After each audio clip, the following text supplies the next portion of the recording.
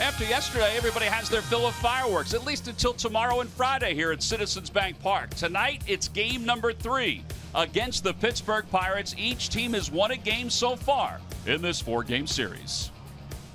Hi, everybody. I'm Tom McCarthy, along with Ben Davis. Yesterday, the Phillies were 0 for 10 with runners in scoring position. Now, that was a big problem. The other problem was that Andrew McCutchen showed everybody here in Philadelphia what the Pirates have seen over the last month or so. He has had a big-time revival offensively. Yeah, he has been the face of the franchise, and he continues to be that face of the Pittsburgh Pirates organization. The numbers speak for itself. Anytime you're on a list with these guys, you know you're doing something right, and the bat speed is there for him.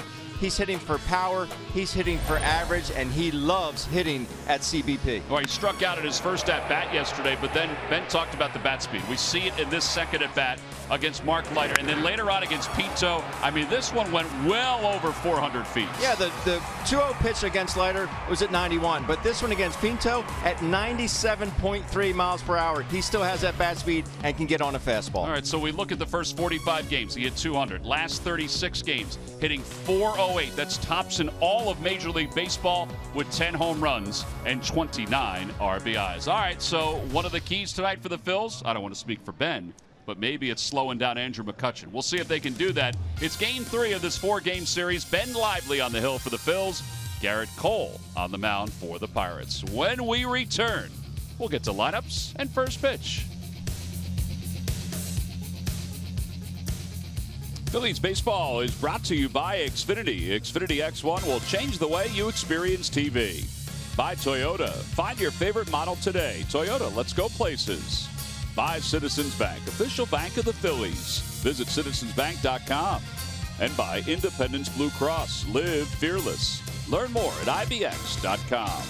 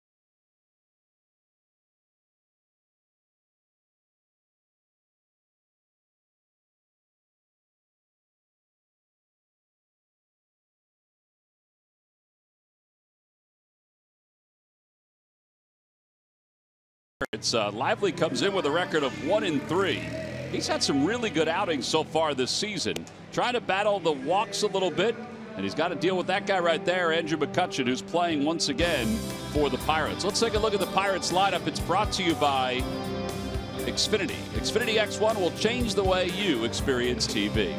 So McCutchen is there in the number 3 spot. Josh Bell is back in the lineup today for the Pirates. Then David Freese hits 5th. Then Polanco, Cervelli, and Jordy Mercer, followed by Garrett Cole. They will face the right-hander from the state of Florida, finishing up his warm-up tosses.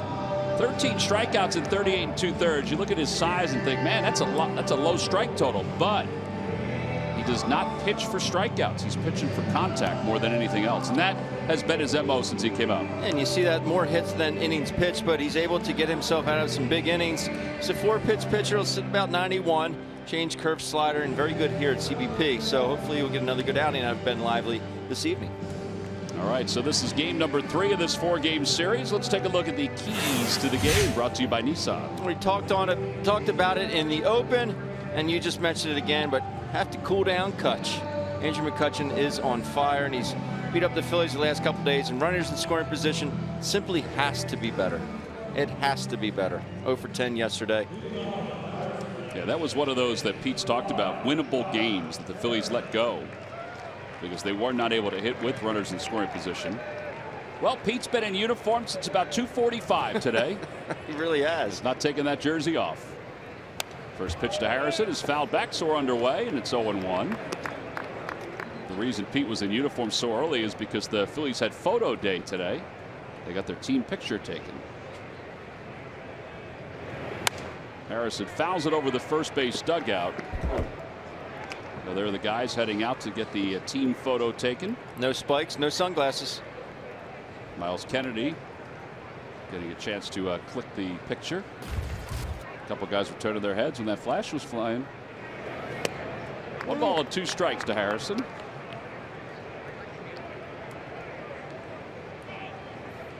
Harrison's 0 for 7 in this series. He's hitless in his last 14 ABs. And it's 2-2.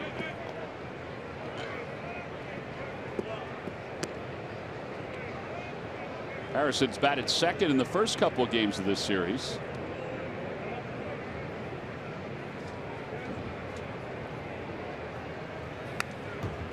He went after a high fastball, and it remains 2 balls and 2 strikes.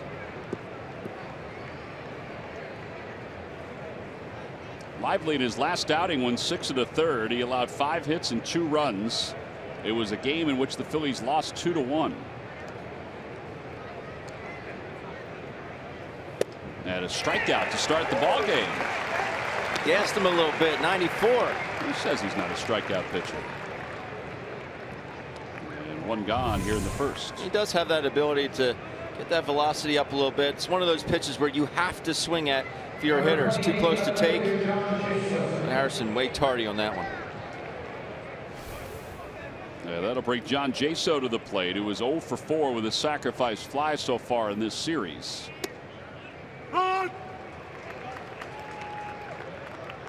Jaso is playing left field tonight.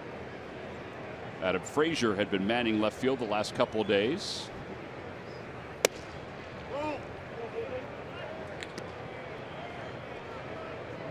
So I talked to Tommy Joseph today. I said, hey, if Jaso gets on base, can you please ask him what size bat he uses? He goes, what do you mean? I said, that thing cannot be any more than a 33. It can't be. Oh, you're saying lengthwise just small. It's so short in his hands. Yeah, it's probably, if it was 33 in length, it's 30 in weight, 30 and a half. Probably, maybe 31. And he's right down on the knob with that. It's not, he's choking up. I guess it's all comfort level. I guess. It just looks really short.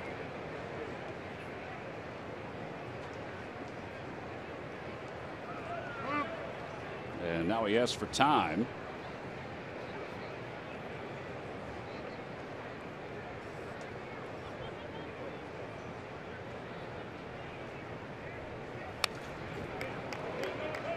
Certainly has helped him, whatever he's using.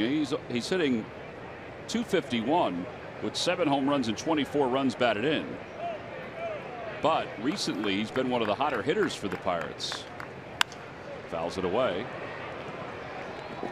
Well, back-to-back hitters now. He's gotten the count to 2-2, and they fouled a pitch or 2 off. You're going to go in on Jaso. It's got to be in at the belt. or higher. Very good low ball hitter. Out to left field. Going back on it is Daniel Nava, and he has room. 2 outs. Andrew McCutchen's coming up. Andrew and Freddie Galvis, our State Farm combo. State Farm here to help life go right. And since the 3rd of June, both of these guys have been 2 of the hotter hitters in all of baseball. In fact, McCutchen is the hottest hitter in Major League Baseball. And Freddie hitting .304 with 4 homers and 9 runs batted in, and a pretty high OPS, which is the on-base percentage and slugging percentage combined.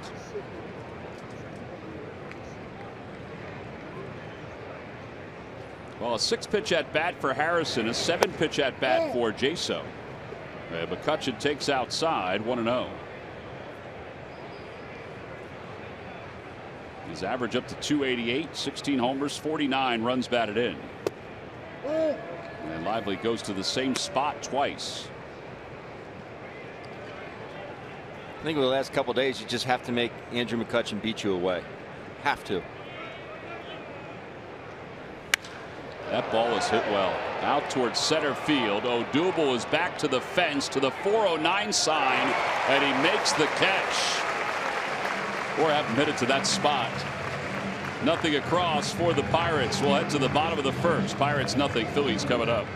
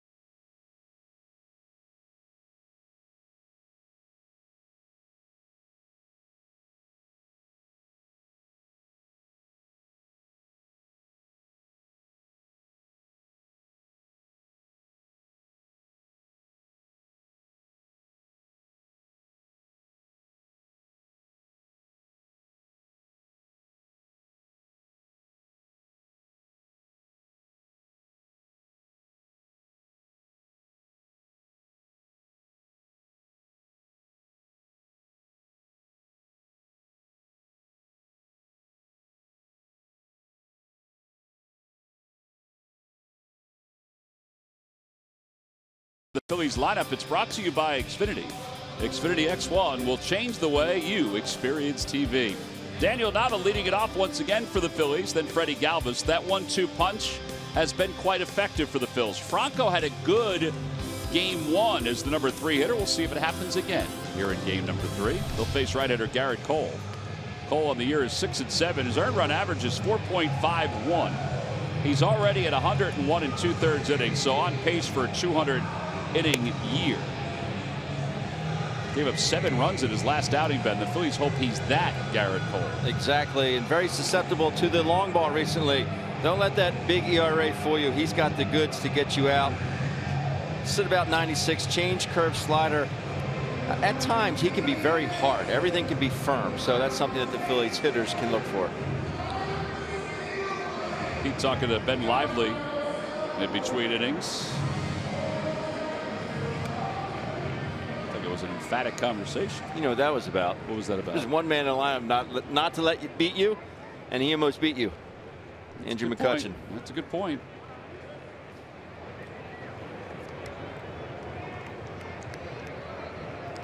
Well, here is Daniel Nava. Nava 1 for 4 so far in this series.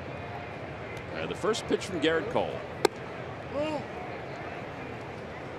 Garrett Cole is a strikeout pitcher, although averaging less than 1 per inning this year. Phillies yesterday struck out 14 times.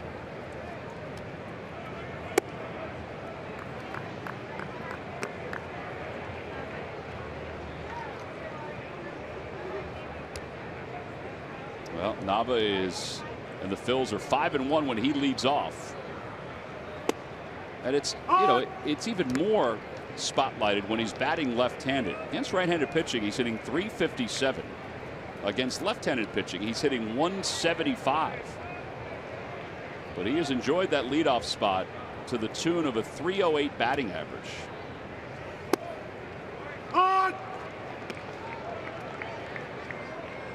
Just a guy that really trusts himself and knows the strike zone. That's why he's been very productive for the Phillies at the top of the lineup. Sees a lot of pitches.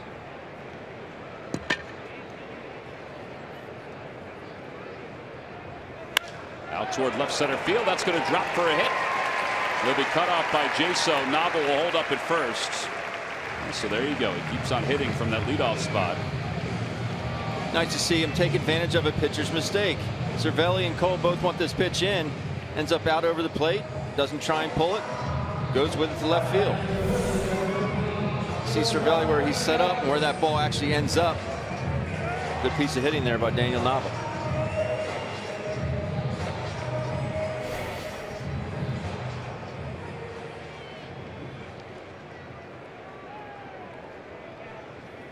Freddie Galvis, a .254 hitter with 8 home runs, 33 runs batted in. Freddie said that his wife and baby daughter are at home now and everybody's doing great. The Lucky McDonald's Phillies home run jackpot contestant is Jerry Shaner of Pottstown. Phillies hit a home run in today's ball game. Then Jerry will win $200. Introducing the new signature crafted recipes at McDonald's. I'm loving it. Good luck, Jerry. That ball's hit well out toward right, but Polanco is going to track it down. It actually wasn't hit as well as I thought. The trajectory made it seem like it was pretty good. The sound, though, made it seem like it was toward the end of the bat. Almost deja vu from the first night here, Monday night. Daniel Nava led off with a base hit, and then Freddie came up and hit a 2-run homer. But I agree, it was, I think, a little off the end.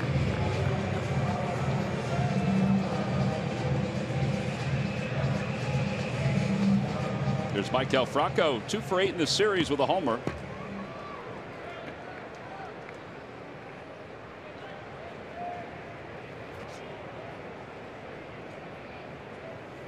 Way outside.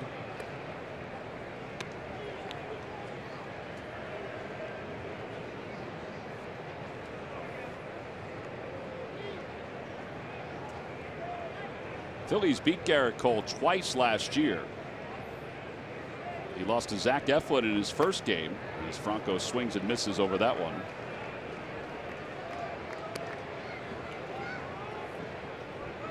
It's a perfect example of everything being hard.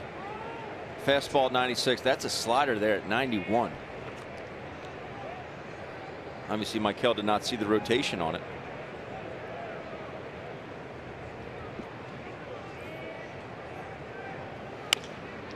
Pulls it foul, and it's 1-2. And that's the one you want to hit.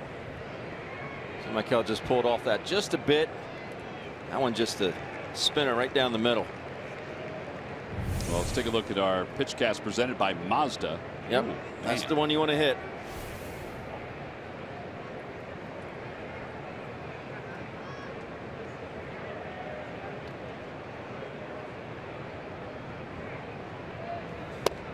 Oh. 97 off the outside corner. 2 balls, 2 strikes. Last year here at Citizens Bank Park, Garrett Cole lasted just 2 innings and allowed 5 runs. That was in September. Phillies won that game 6-2. Time is called. Daniel Nava was doing a little gardening over off the first base bag.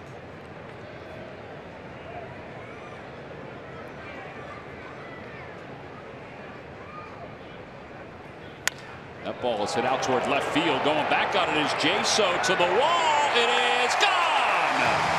2-run home run for Maikel Franco. Well, maybe he and Freddie are switching roles tonight. Well, we talked about how Garrett Cole has been susceptible to the long ball. Perfect evidence right there. He missed one earlier in the bat. He does not miss this one. He keeps his hands back, stays through it. Good guy's up 2-0. Well, it's 44 RBIs now for Maikel Franco. It makes the winner out of Jerry Shaner of Pottstown. Jerry has won $200 to the McDonald's home run jackpot thanks to Franco. Way to go, Jerry. Boy, that's good extension. Maikel knows it. That ball's up and out. Good swing there. Second home run of the series now for Franco. Tommy Joseph will be the hitter. 1 ball and no strikes to Joseph. It's a good swing. It is a good swing. Just watch the follow through, the extension. So he gets to the baseball, but he hits through it. He doesn't pull off that. The one he pulled off, the one I talked about, that spinner right down the middle of the plate, he pulled off and dribbled it foul. That one he stayed on it and stayed through it. Estimated distance 384 feet.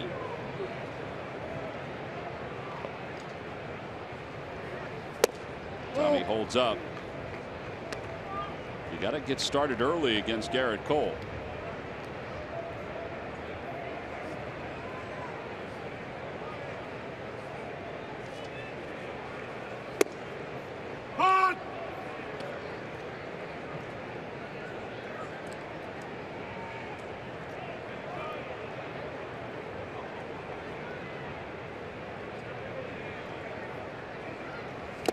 Foul tip, 3-2.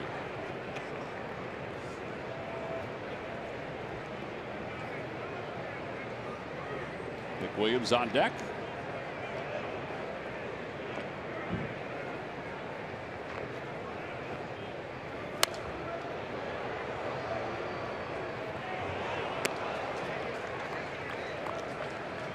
Ten first inning runs now for Garrett Cole, including the 2 tonight. But it's nice to see the Phils getting out to an early lead, which is what they did in game 1.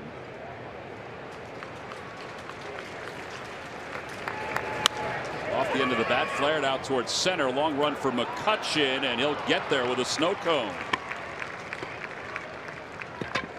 2 outs. Today's game is also available in Spanish. Just use the SAP button on your television or change the language through the menu on your cable box. Bill Kulick and Angel Castillo are calling the game tonight in Spanish on a beautiful night for baseball here at Citizens Bank Park. 82 degrees. A little bit of a breeze. Gorgeous.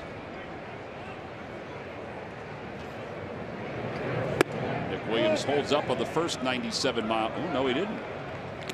Third base umpire Ryan Blakeney.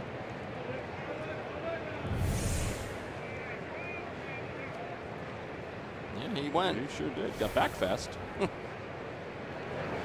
Unfortunately, that doesn't work.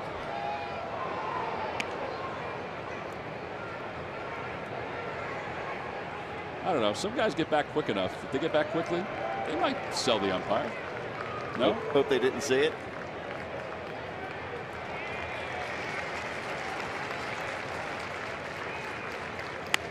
Off the hands, up the third base line. That is a fair ball. And David Freese is no shot. David Freese was just hoping that that was going to be ruled foul by Ryan Blakeney. That's a fair ball, and that is a thing of beauty.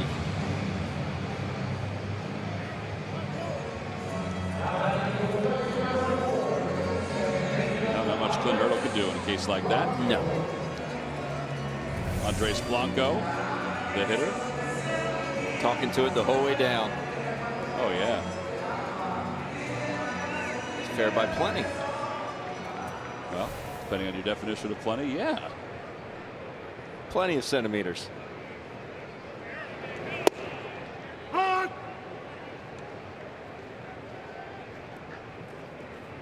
Whitey getting another chance to start at second base, hitting $177 so far. 14 hits and 79 at bats. That'll be back into the seats behind home plate. And then some.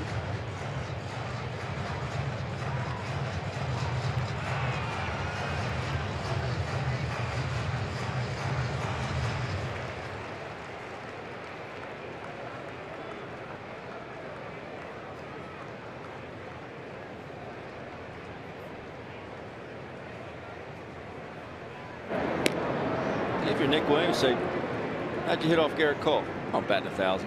No big deal. I tell you, he is aggressive. Yeah.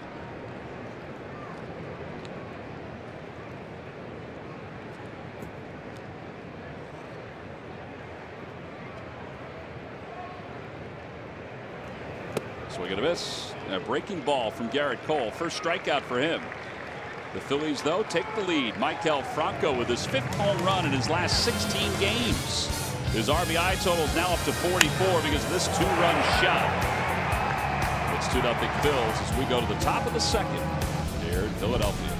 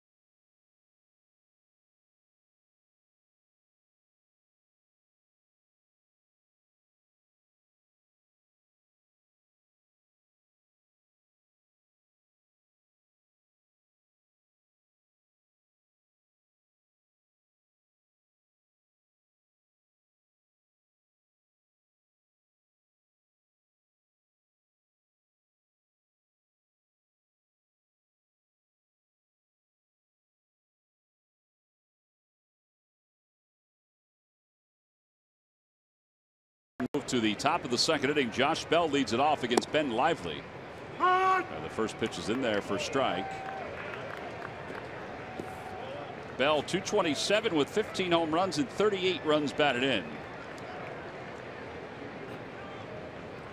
0 for 5 so far in the series. That's where you could get him because he does stand very close to the plate. Aaron Nola kept going in there the other night, and he flinched on every single pitch inside. There they go it again. And it's okay if they miss, particularly when they're ahead, because he continues to keep his eyes focused on that spot. Maybe you go outside after a while. They got him. A foul tip, 2nd strikeout for Lively. 4 up, 4 down.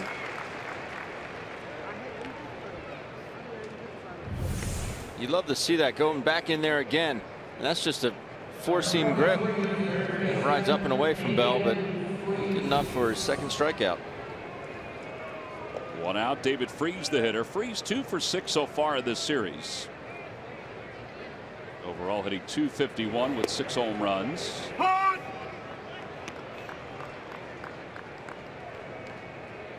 Larry Vanover's tuned up tonight, isn't he? Always liked working with Larry. Home plate umpire and crew chief. He's got a good voice going this evening. He does. And you can talk to him. He's not one of those guys that takes offense to you asking where a pitch was. 1-2.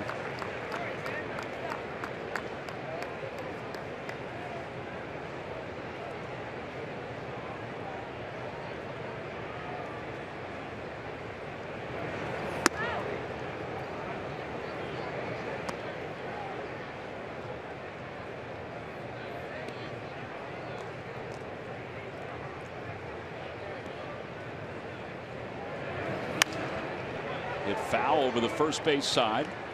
Pirates come in 38 and 46, 7 games back. The National League Central in 4th place. Phillies, meanwhile, are 32 and 50, and now 21 games back.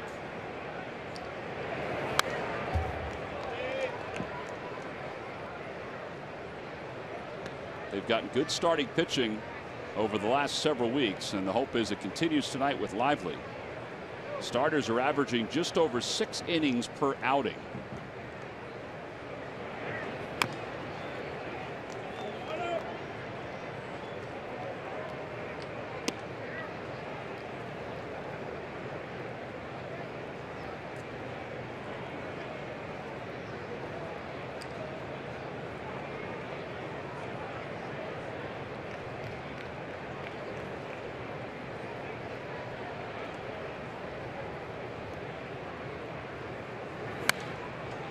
foul ball. It remains 2-2.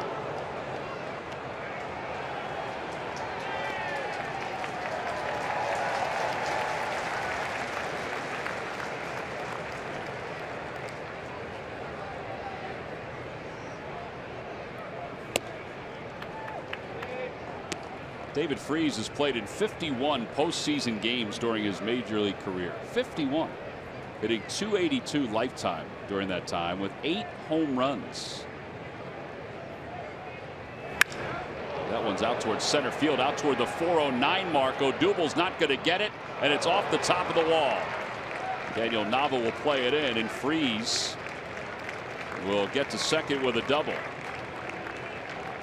Well, we've had a 6-pitch at bat, a 7-pitch at bat, and now that's a 10-pitch at bat. And it results in a 2-base hit. He saw them all. That ball was cooked. Nice short swing. Phillies fortunate this ball does not get out. Wow. Doesn't miss by much. 10-pitch at bat with 4 foul balls.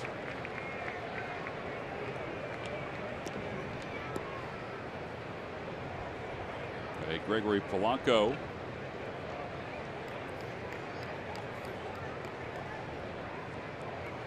Polanco is 2 for 8 in this series.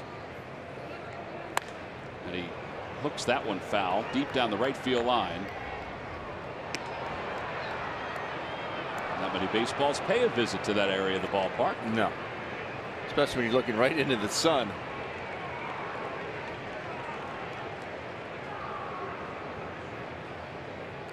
Gentleman selling cotton candies wondering, how do you not catch that?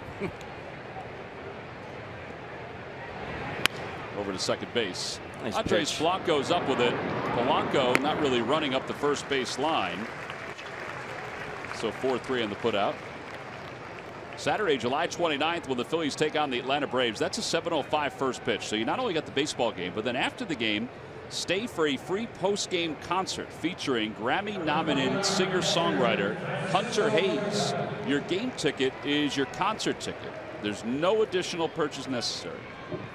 Tickets are on sale now by going to Phillies.com/Hunter Hayes. Ben, didn't you just pick up that hat? I saw it on your desk today. No? No. That's a hat that you can wear with anything.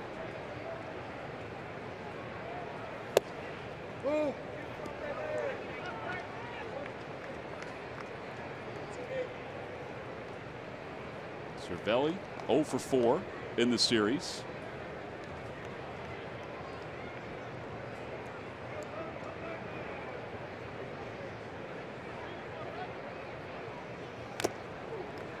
That one got a piece of Andrew Knapp.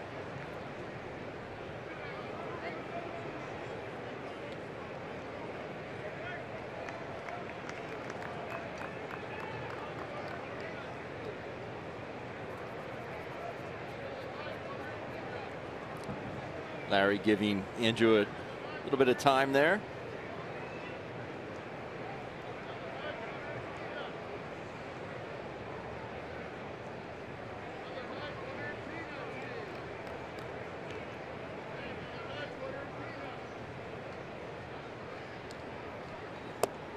Just a bit outside, 2-1.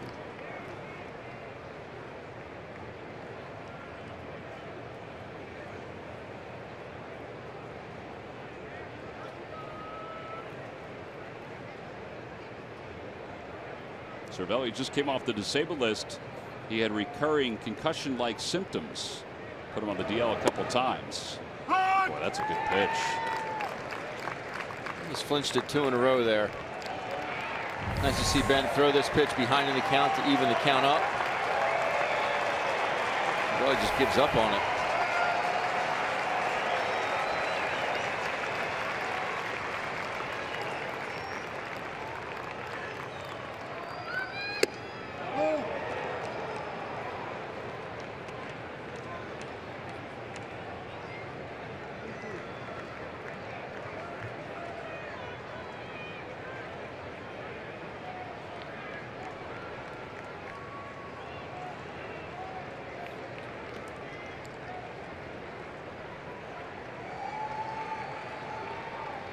Swing and a miss. Cervelli will be out once Knapp throws to Tommy Joseph. And that'll wrap up the second inning. No runs, one hit, one man left over at third. Pretty good start for Ben Lively. Scoreless through the first 2 innings. We'll move to the bottom of the second, and he's got 3 strikeouts.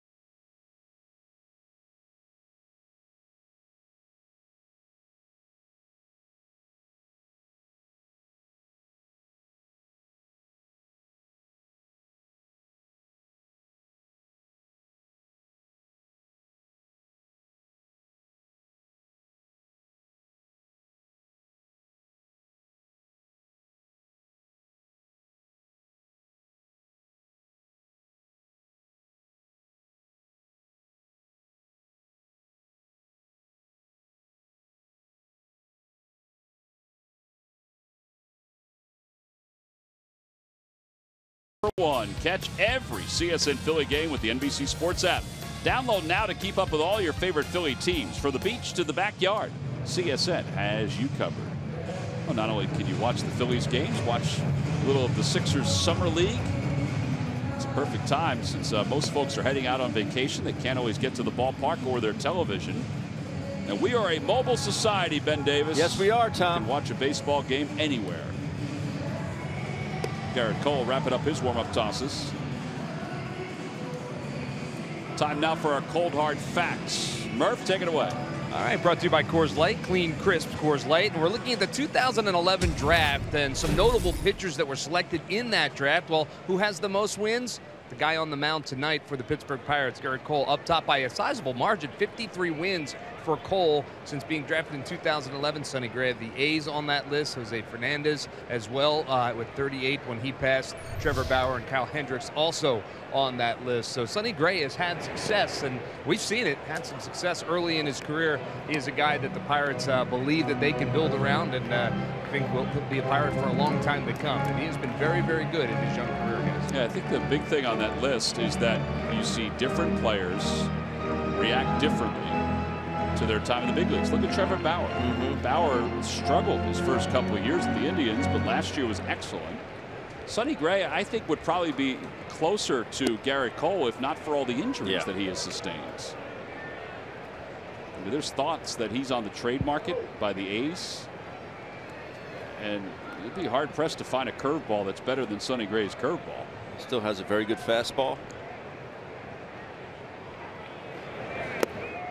1 ball, 2 strikes to Odubel Herrera, batting 7th tonight.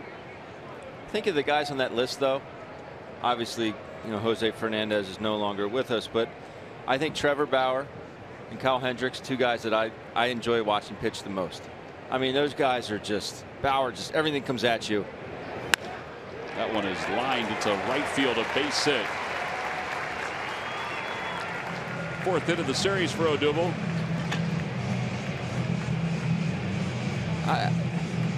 You watch the game of baseball, and sometimes you just wonder, I guess it's just because of, you know, me being a former catcher, why he would throw him a fastball right there. Seriously, nothing against Odubel, but he's had tendency to swing at balls in the dirt. He did it the first pitch. And then you say, well, I throw 97. Odubel can catch up with anybody's heater. Well, I'm gonna trick him. I'm gonna throw one by him here. Ben, I think I don't understand it. I think it's our duty to invite every team to throw a pitch inside like that. No balls and 1 strike to Andrew Knapp, but you are right. And conversely, I would have those, you know, I'd call for a pitch and the pitcher would shake it, And then, no, I want to do this. And then the guy hits a bullet somewhere. And down deep, you know, he'd say, I told you so. You know, it's just. And then we go back in the dugout and I have that conversation with my pitcher. No, what was your thought process there? Because this is what I'm telling you, what I see.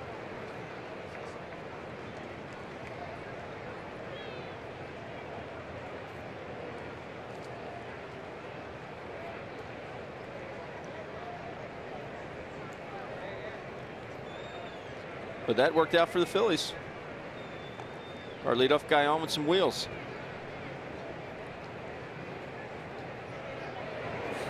Check swing. Odubel's going to go. Heads up on his part. It's a strikeout of Andrew Knapp.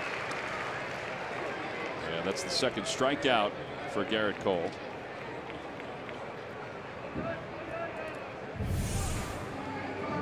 Let's look at this swing. Good hard curveball in the dirt. Andrew not able to hold up his swing. But a good secondary for Odubel. He gets out there once he sees it get that far away from Cervelli. He's on his way. Ben Lively does have one home run this year, an opposite field shot against Robbie Ray of the Diamondbacks. Odubel was getting not a huge lead off second base, but Jordy Mercer was coming in to try to pick him off as that pitch was coming in.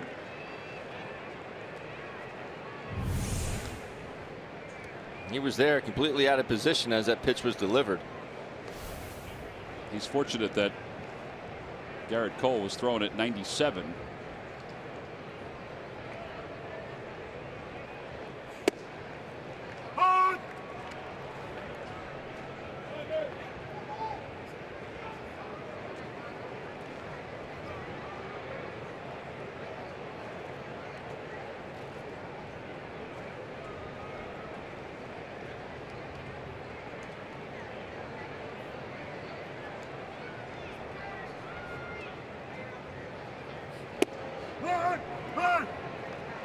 Ben Lively is down looking. Yeah, that's the third strikeout for Garrett Cole. And Daniel Nava is heading to the plate. Curveball that backs up just a bit. Larry Vanover said that was a good pitch.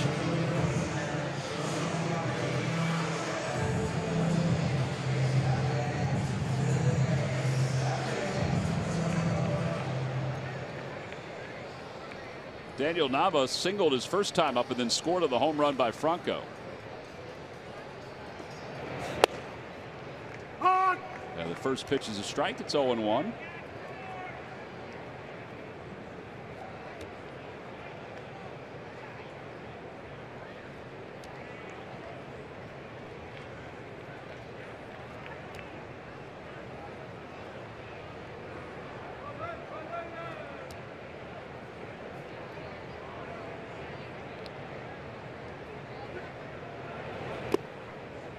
One ball and one strike to Daniel Nava.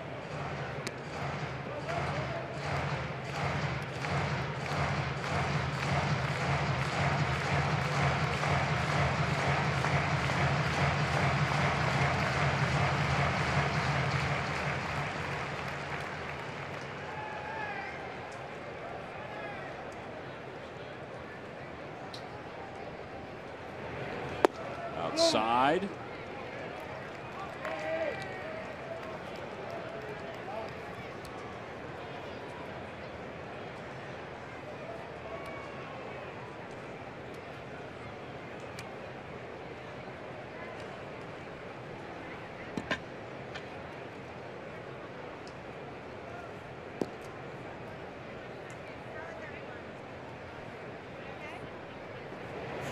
Swing and a miss, 2-2. That was just a little gas thrown at Daniel Nava. Nava's had a solid year for the Phillies. Not only is his overall batting average at .304. Think about his success as a pinch hitter. He's 9 for 26 as a pinch hitter.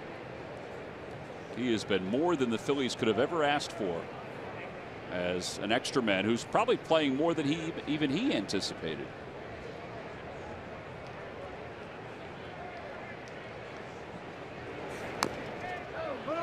Staying alive by fouling that one off his foot. It was a tough decision for the Phillies coming out of spring training. They didn't know if Daniel was going to make the club or not. Yeah, it came down to Daniel and Chris Conklin. Yeah, and they both had outs in their contract.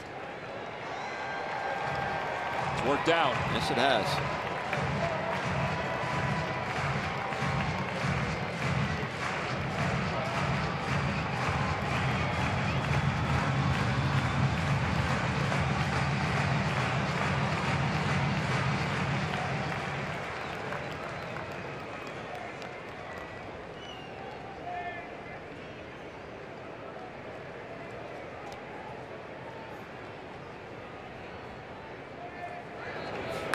Another 2-2 pitch fouled away, staying alive.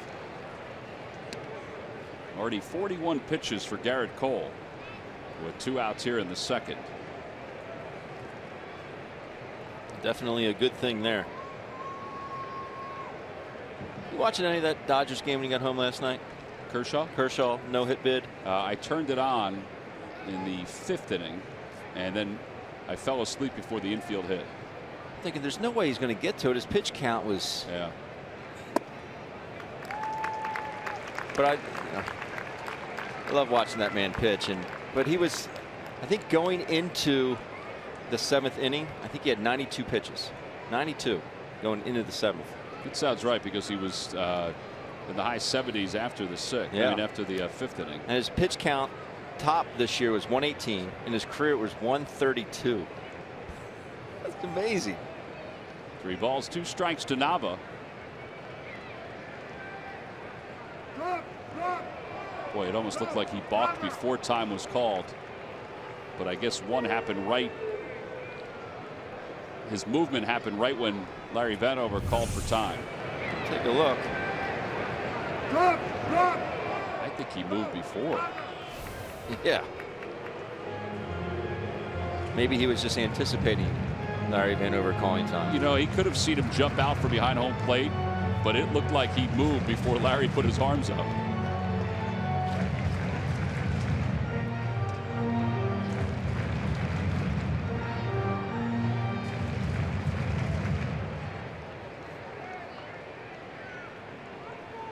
The potential for a balk is not reviewable. 3 balls, 2 strikes. And ball 4. Nava draws a walk. Cole thought he had him rung up. Friday versus the Padres. The Phillies will begin at 6:35. Stay after the game for the Xfinity Fireworks Show. It's 1980s retro night at Citizens Bank Park. Turning back the clocks to the Phillies centennial celebration of 1983. Pre-game 80s tribute band at Aspirin Alley. That looks like it's Larry Anderson's number 47. Phillies and the Padres will both be in retro uniforms. He is such a good model, isn't he? Larry doing extensive research before today's ball game. It was incredible how intense he was. It's amazing. Getting his work done. And that big league prep done. I think he's a little concerned about the striped shirt that he was wearing today underneath the pinstripe. Oh, look at this. Garrett Cole said something to Larry Vanover. Francisco Cervelli said something to Larry Vanover. Ray Searage now has to separate them.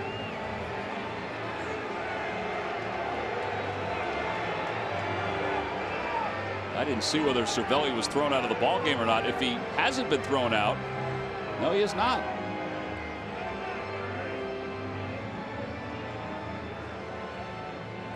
Will cooler heads prevail here, Tom? If there's not another bad call. No, it looked like it was a strike right over the heart of the plate. Yeah. Now Clint Hurdle's out talking to Larry Vanover. Either that or he's offering him a sunflower seed or 2. They're going over the Christmas card list. Well, you said you could talk to Larry Vanover. You can. Yeah, I guess it's Didn't just say the you way could yell at him. I think it's just the way you deliver it. Exactly.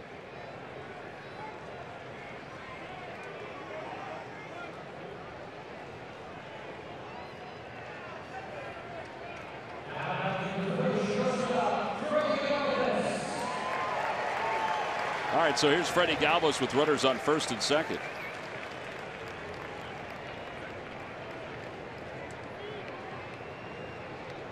Freddie flied out to short right his first time up.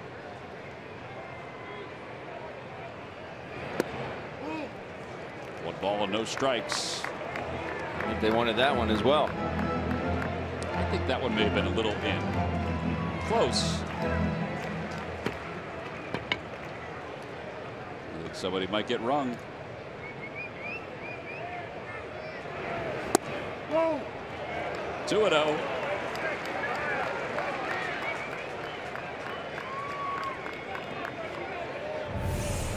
Here we go. That one's pretty close too.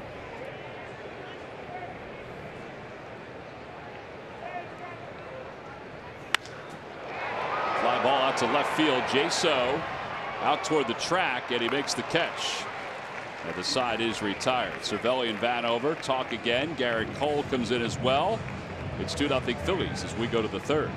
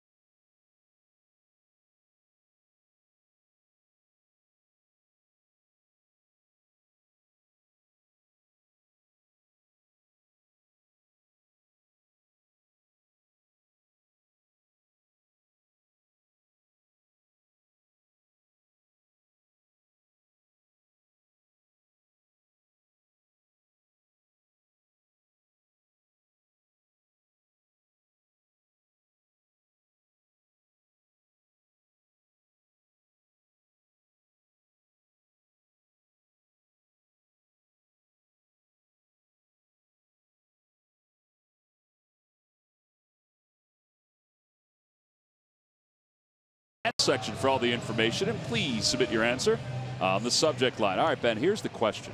Who are the only two Pirates to play in 163 games in one season? Only Pirates to play in 163. Answer will be revealed in just a little bit. This is at the end of the inning.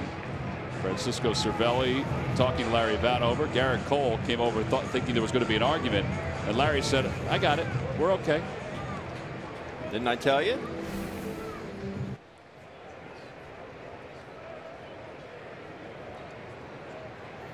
Jordy Mercer takes outside. You wonder if Larry Vanover, in talking to Cervelli, said, I had it as a ball. It may, it may have been a strike. Right. I'm not sure if that would appease everybody. And if it was a strike, I'm human.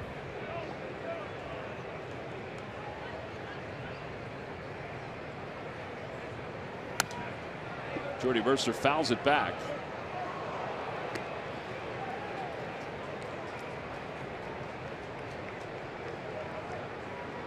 Jordy Mercer hitting .262 with 8 home runs and 31 runs batted in. And another one fouled back.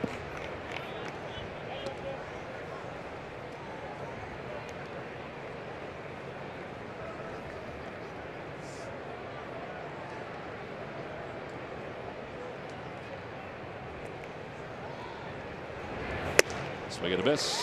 Oh, another strikeout. That is 4 strikeouts for Jordy Mercer. Oh no. Oh, here comes the big green guy. I heard what he did yesterday to Rick Sutcliffe. I don't want the same stuff. I wonder, Fanatic, why are you in here? It's his Sarge's 49th birthday. Yeah. It's not a birthday without the Fanatic. No, it's not. It never is. Fanatic, I think that you've been at more of my birthday celebrations than anybody in my family. Tom, happy birthday, buddy. Thanks, I didn't man. want to let the cat. I don't want to let the cat out of the bag. Do you have anything for my partner here? What? Oh, what is it? Wow. Oh. You ate them? That's not nice. Reese's cups, but they're not in there, Fanatic. Oh, they're in there. Yeah, they could be in here. Well,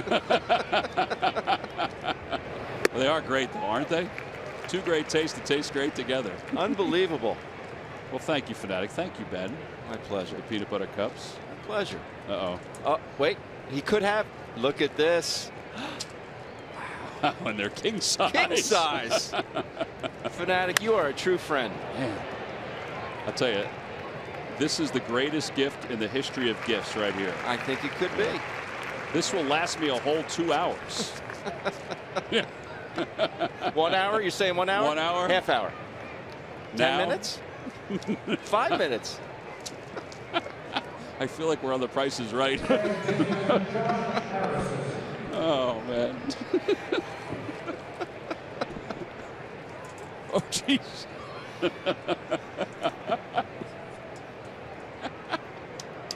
He gone. The Fanatic. I got wheels in the back wall. Josh Harrison takes a strike. Happy birthday. Thanks, to you, buddy. I appreciate it. I didn't want to. You probably had some idea that something was going to go on today, but I didn't want to. I didn't see the big green guy earlier today, so usually I could tell if he's going to do something. Freddie Galvis throws out Josh Harrison. 6-3 on the putout. Nothing across for the Pirates. That's right. I know it seems like a lot. It really isn't. You are in heaven. We'll be back with the bottom of the third.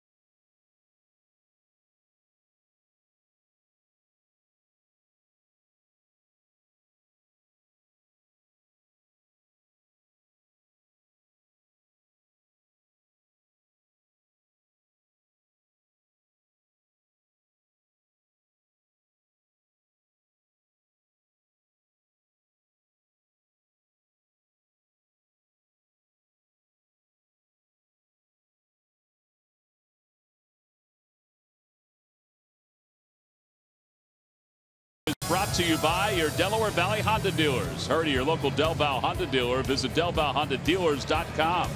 And by McDonald's. Introducing the new signature crafted recipes at McDonald's. I'm loving it.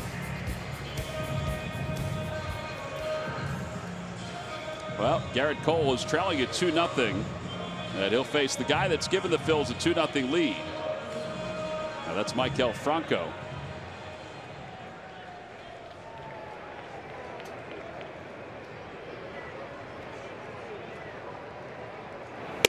Franco takes outside. It's 1-0.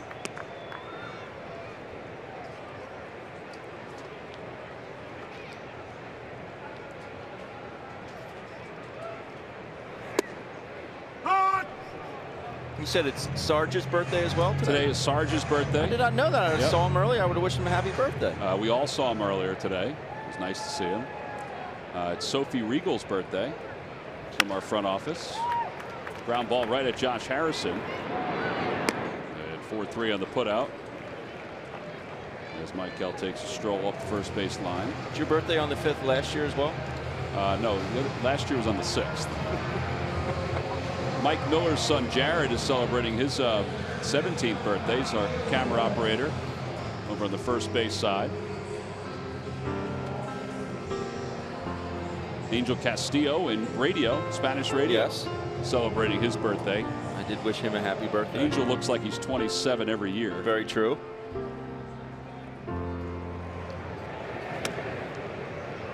Tommy Joseph takes outside. It's 1-0.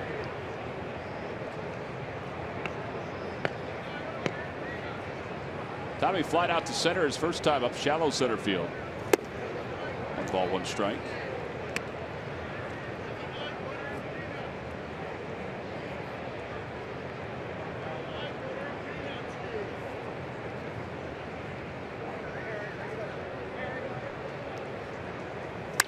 Tommy hits that one out to right center field. McCutchen going back. He's just looking, and it's off the top of the scoreboard.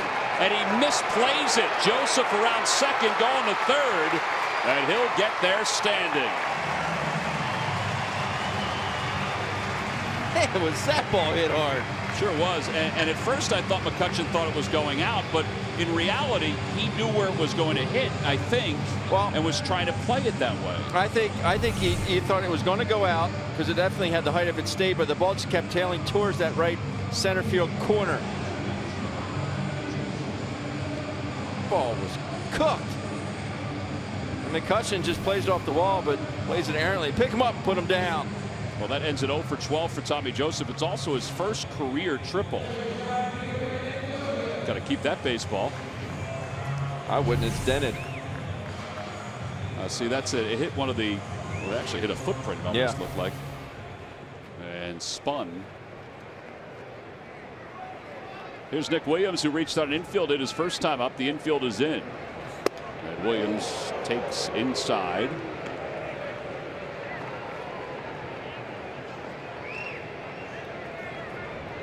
Nice to have a little extra in the tank right there. Pump it up to 99.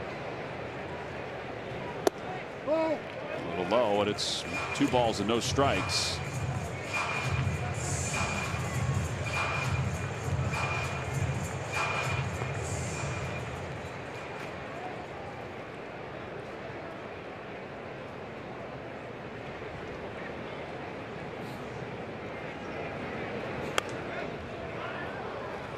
Nick Williams' single went up the third base line his first time up. That's his second hit of this series.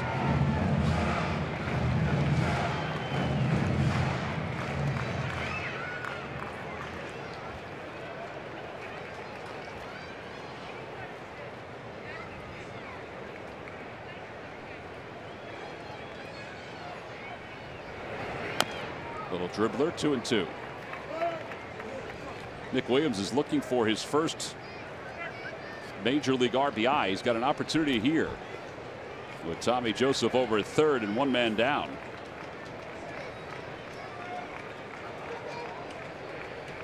This ball is going to have to get through the infield. I don't think Sammy's going to send Tommy here on contact.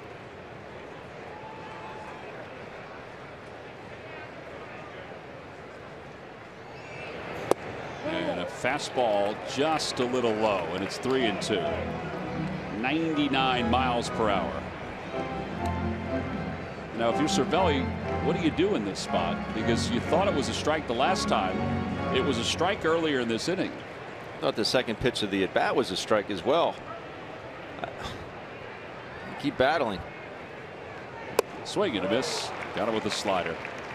4 strikeouts for Cole.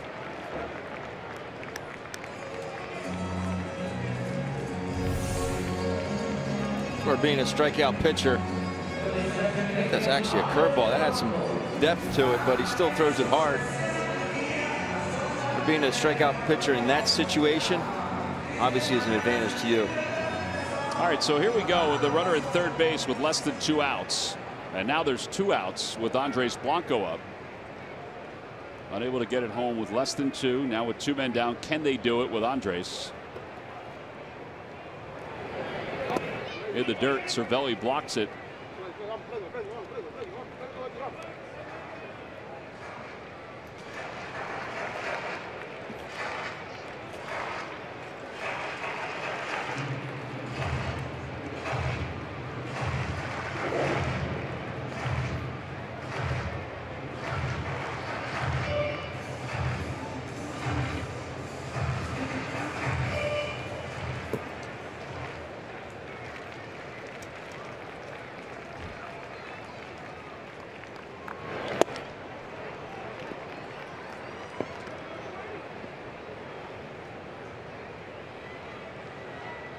Pretty big swing there by Andres. Hopefully he can just shorten it up here. You got 2 strikes to work with.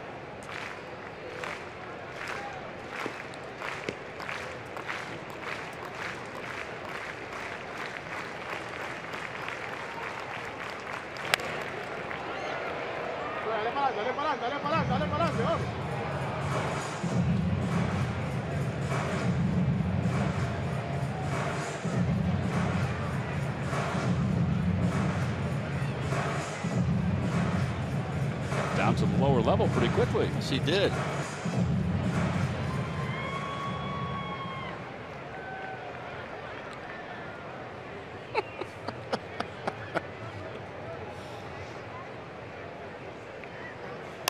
Little dribbler to the right of the mound. Cole has it with plenty of time. And the Phillies leave one over third base here in the 3rd. We've completed our first 3 innings here at Citizens Bank Park. It's the Phillies 2 and the Pirates nothing.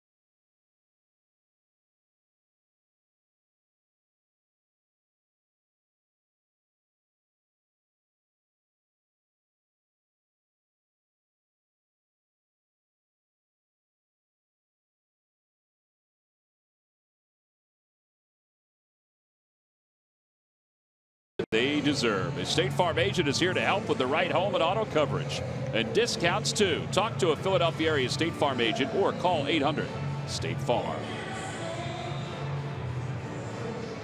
Ben Lively has had a lively fastball so far tonight. He has struck out 4 and has allowed just the 1 hit.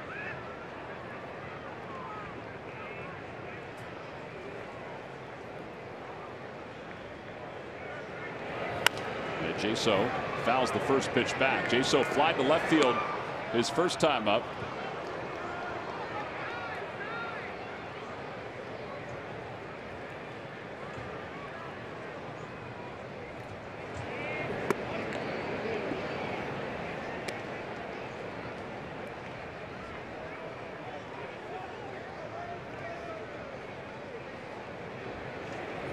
Breaking ball in the dirt, 2-1.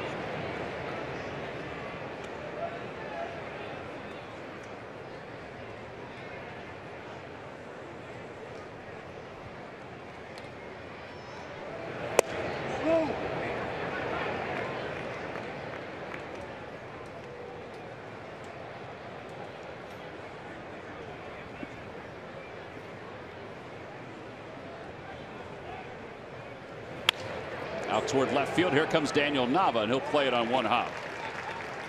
There's a point of no return for an outfielder Well, they think they can dive and make a catch, and in that case, Nava realized that he wasn't going to be able to make a diving catch. That'll bring Andrew McCutchen to the plate. It brings us to our Geico quote of the day. And it's Clint Hurdle on Andrews. 2 years, 2 home runs yesterday. He hit the first one good and the second one more good. Elite players, when they get to that level and stay in rare air, it's fun to watch. 10 home runs in his last 37 games.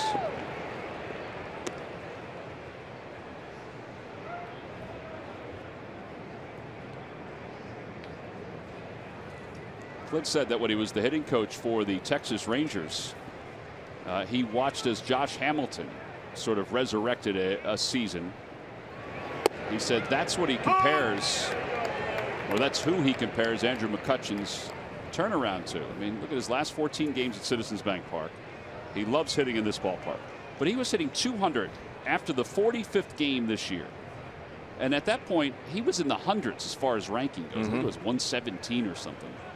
Well, since that time, he's hitting 408, which is tops in all Major League Baseball. Freddie Galvis trying to make that throw. He says that McCutchen's out. So does Tommy Joseph.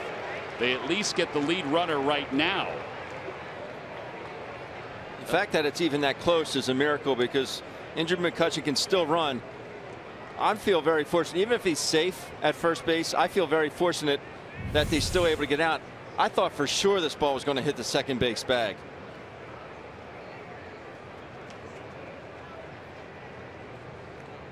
I think he beats it. It's very close. The Phillies feel the same way. Yeah, I think he's on the bag as the ball arrives in the glove.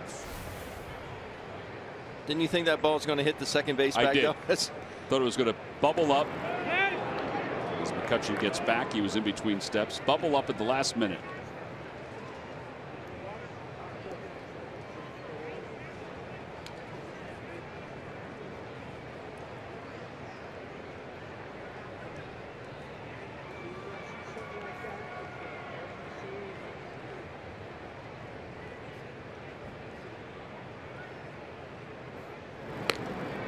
McCutchen has stolen 6 bags so far this year.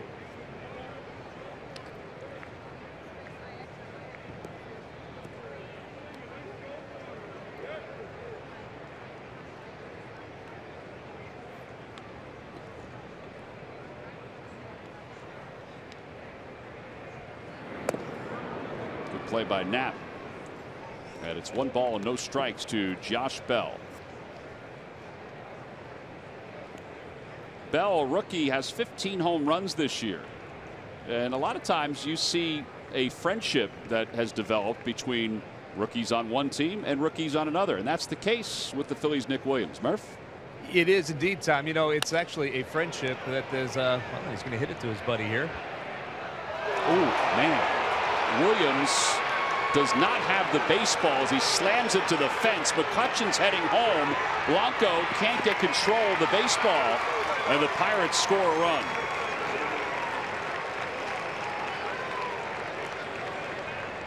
Man, that had to hurt. It had to. He looks like he's okay, at least for the moment. It's a triple for Josh Bell.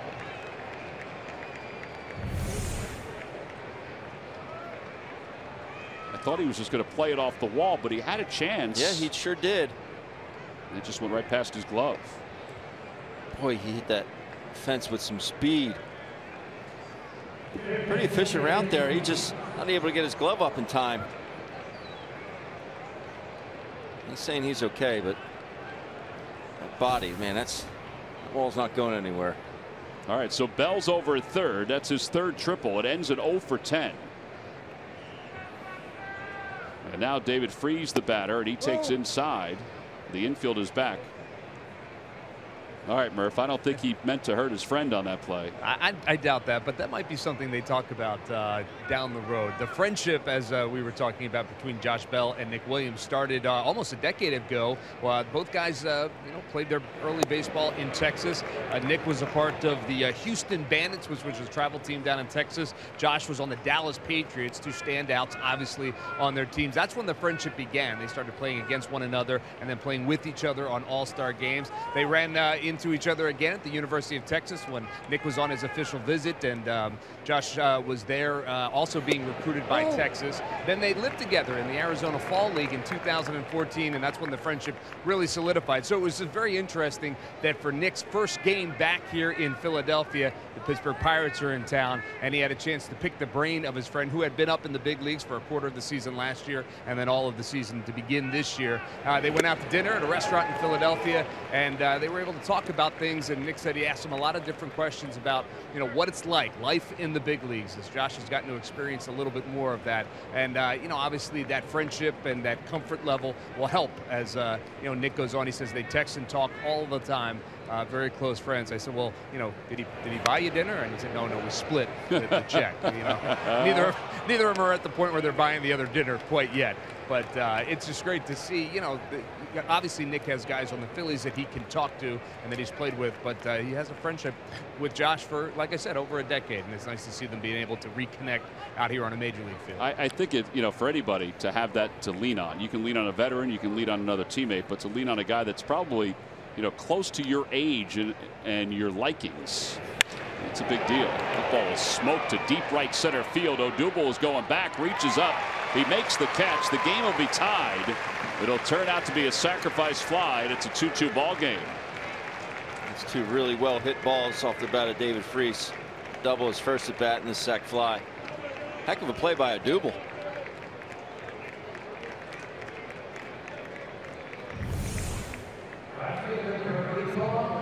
It's a fastball up in the zone, center cut.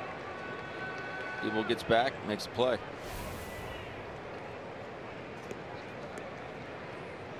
All right, so we're all square at 2. They're in the top of the 4th inning, and Gregory Polanco, who grounded out his first time up, lines one to right field. That'll drop in front of Williams. And that's the 3rd hit of this inning for the Pirates.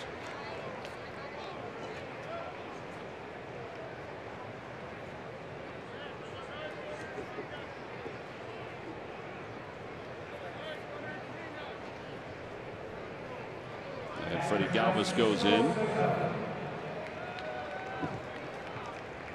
And really, every batter this inning has hit the ball hard. Yeah. Even the ball McCutchen made an out on up the middle, that ball was smoked. See Ben get down in the strike zone a bit more.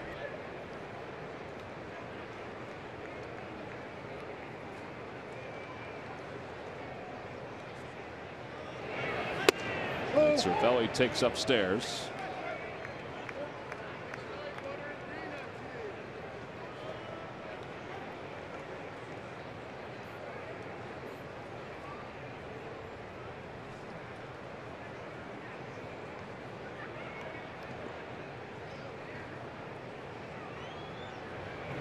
Outside, and it's 2-0.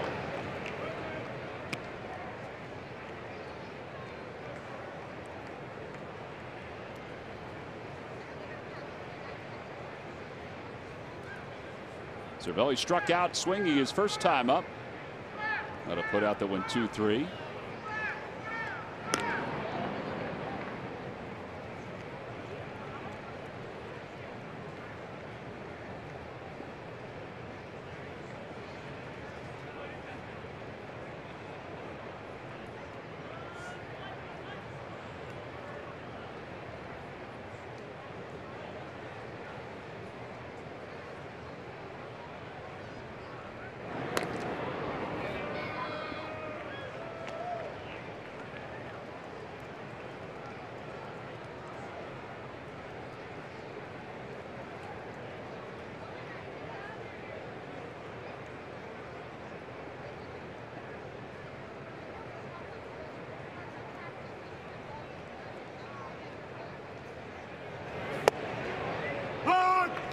Two and one.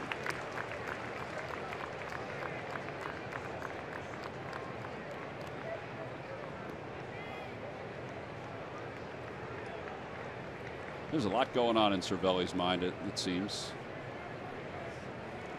Very animated player. Yeah. Always has been.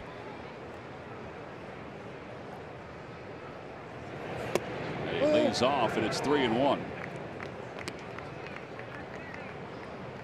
Jordy Mercer waits on deck.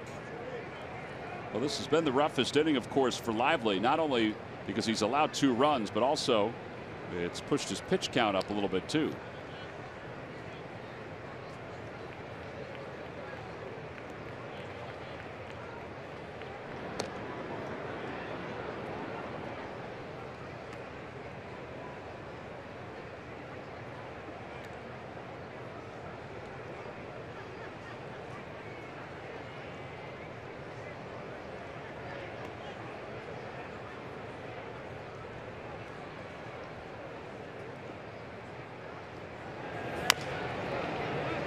So that means Polanco will be off on this pitch. See Gregory Polanco, he's a well-built young man. So when he was drafted, he was not drafted, he picked up by the Pirates. He's 22 years old, or 17 years old. The scout that picked him up, Renee Gallo, said he looked like a sick giraffe when they took him. But he's really filled out. I remember reading that story. Thinking, what's a sick giraffe look like? Apparently Gregory Polanco. Well, he goes, and the pitch outside, ball 4. And that will put runners on first and second. A little surprised by the breaking ball there. 3 balls, 2 strikes. Well, he got him his first at bat. Yeah. With a 3-2 hook in the dirt.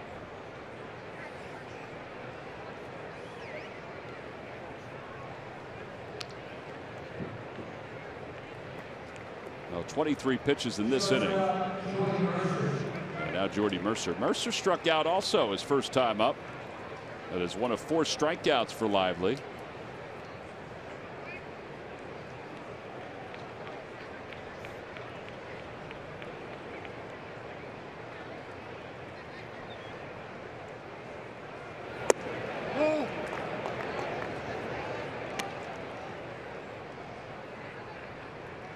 Andres Blanco going out to talk to Lively. I don't know if he's nibbling or if he's just missing. Blanco reminding him to just keep an eye on Polanco at second base. Is that what it is? Mm-hmm. And also, quit nibbling. Trust your stuff.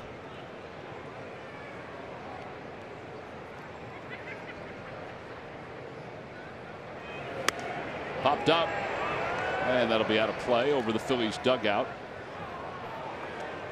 1 ball, 1 strike.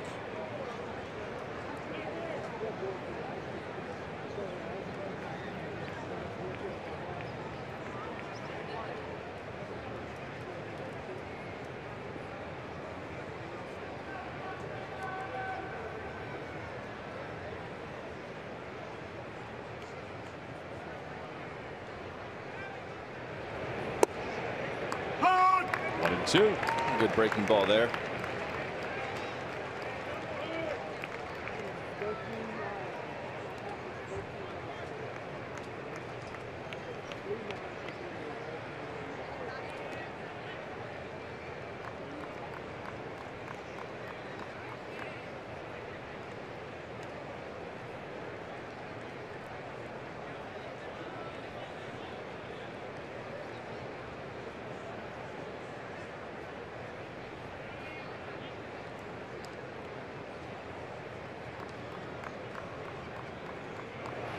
Little dribbler left to the mound. Lively has it. He flips it to first. Tommy Joseph's off the bag. Lively had more time than I think he realized. E1 to load up the bases now for Garrett Cole. Mercer can run, but he's not a speedster. You see, he's got the ball. Right now, he's not even a quarter of the way up the line. Definitely had plenty of time to get Mercer. Well, Bob McClure coming out. I think Ben needs to just cool his jets a little bit, and that's why Bob comes out in this spot with the bases loaded. And Garrett Cole due up. He will be the 8th man to bat in this inning. 2 runs have scored.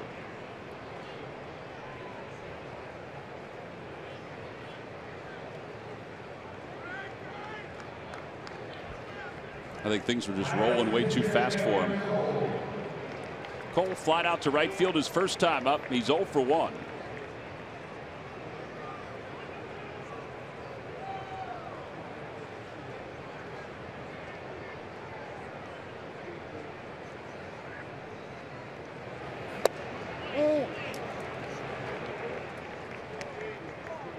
As efficient as he was, and I know he had 22 pitches in the 1 inning, he just hasn't been as efficient with his first pitch strikes. 1 ball, 1 strike. Live all day right there. I don't know if Larry's been calling it all day there, though.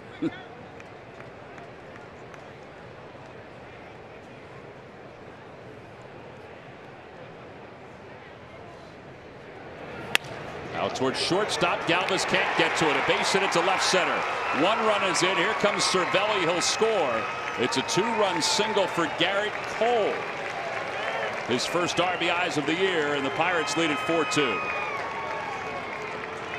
Garrett Cole very fired up. He makes contact, knows it goes up the middle. Got himself a 2-run lead to work with now. Well, that's a 4-run inning right now for the Pirates, and they're not done. The top of the order is coming up. Good swing. He hit the ball his first time up to right field. He hit it pretty decently.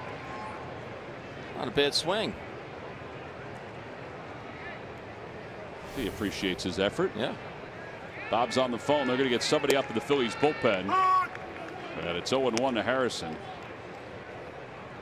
I believe it's Adam Morgan who's got his jacket off and will start to warm up. It is Adam.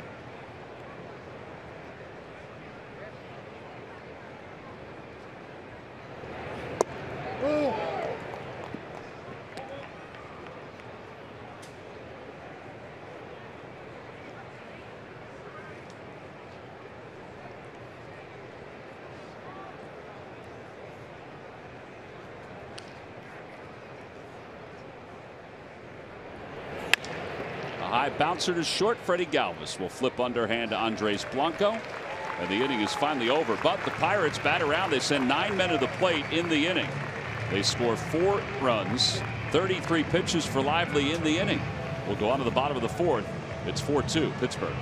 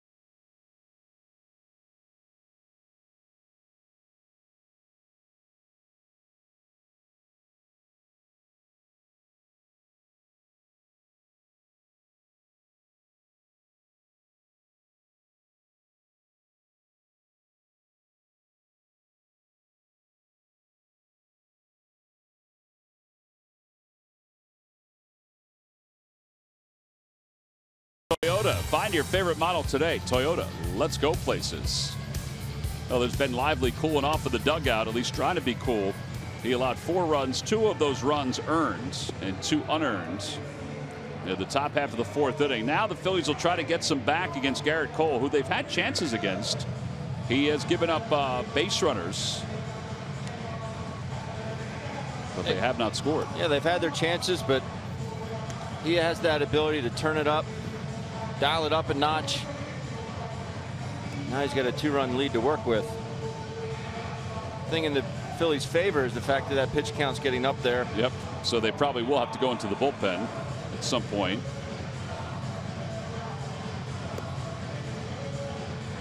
And he will face Odubel Herrera, Andrew Knapp, and Ben Lively. It's turned out to be a beautiful night here in Philadelphia.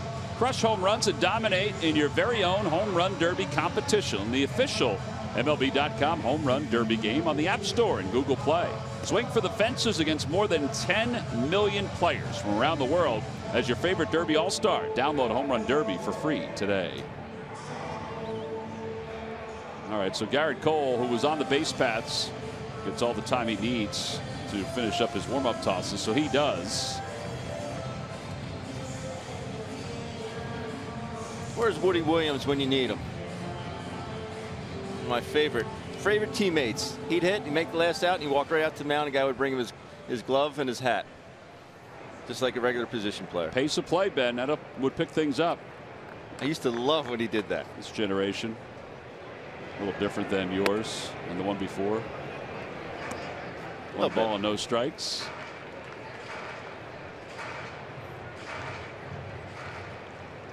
Odubel singled his first time up. 1 ball and 1 strike, 96.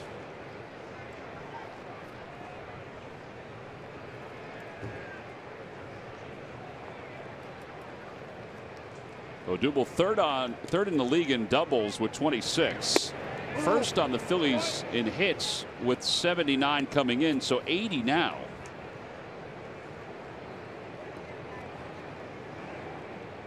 How long will he be down in the number 7 spot? We'll see. Out of play. Adam Morgan continues to warm. Pitcher spot is due up third. They may just go to the pen.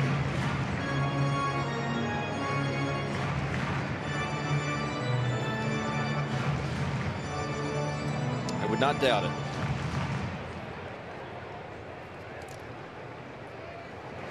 Check swing. That's that pitch you were talking about in his last AB.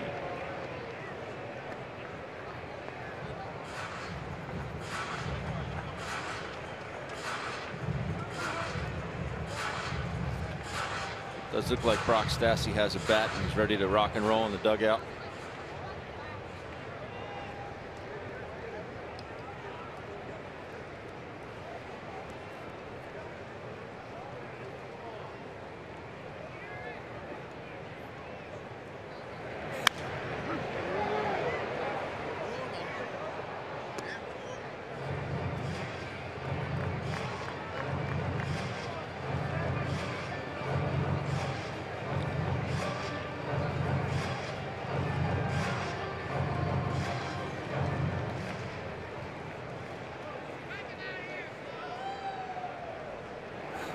Swing and a miss. 99 on that fastball. 5 strikeouts for Garrett Cole. And 1 away, and Andrew Knapp is coming up. And this is just 99. If you can hit it, great. If not, that's all she wrote. So Knapp is up here, and then Stassi will pinch hit. You know, that pitch, that breaking ball that you talked about does get Odubel often, but even that fastball that runs away seems to get him this year more than past seasons. Knapp struck out his last time up.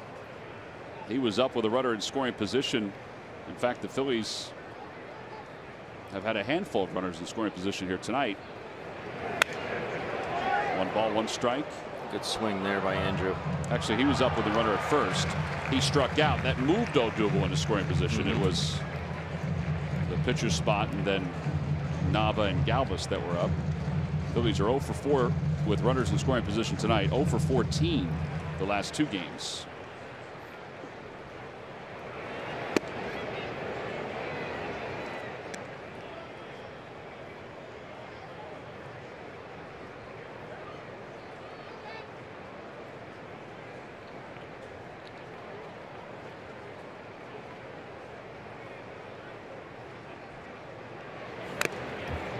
Now 2-2. That one got a piece. Another good swing, just a bit tardy.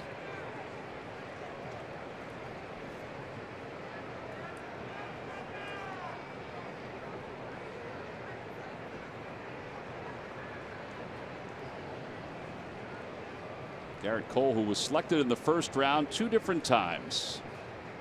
First time was right out of high school. Pitched for Lutheran High School in Orange County, California. Had a 0.47 earned run average. Struck out 121 batters in 75 innings. Big kid, projectable. Figure, all right, he's a first-round pick. The Yankees take him. Figure there's no way he's going to go to college. Dad grew up a Yankee fan. He went to UCLA. Over to first base. Bell will just take it to the bag. 3 unassisted. It's rolling the dice. That is rolling the dice. That's having a lot of confidence in yourself. And because of the way they abuse you in college. You can throw many pitches. There's no, I mean, they keep a pitch count, but they'll throw you out there and just let you ride. Well, so this is what he's done since coming up in the big leagues in 2013. He won a Pac-10 conference. It was then the Pac-10 conference title at UCLA. Said his biggest thing is that he and his parents felt like he needed some time to mature. And they felt like it would be better to do it at college than it would be in minor league baseball.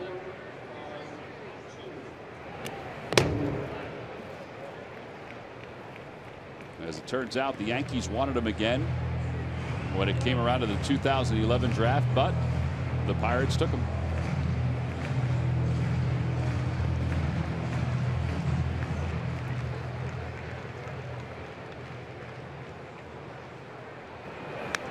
Stassi fouls back the 1-1. It's now 1-2.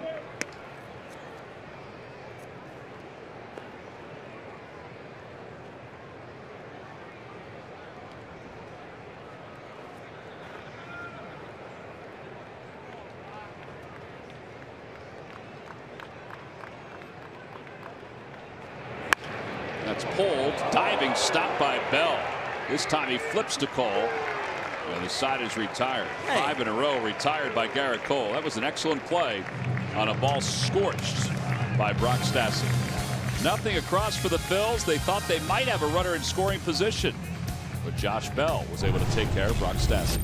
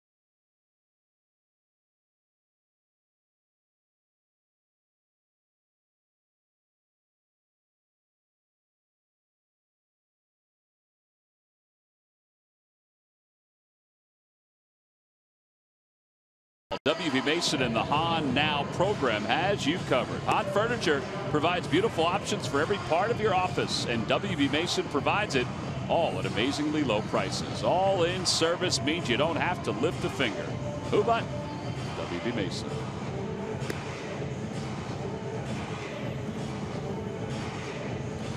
Well, Adam Morgan will take over here at the top of the 5th inning. His job, keep it at a 2-run deficit.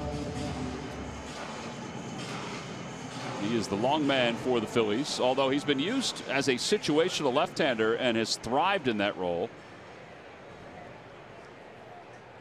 In fact, in that spot, he's thrown a good breaking pitch, but a fastball that would consistently be at 95 miles an hour.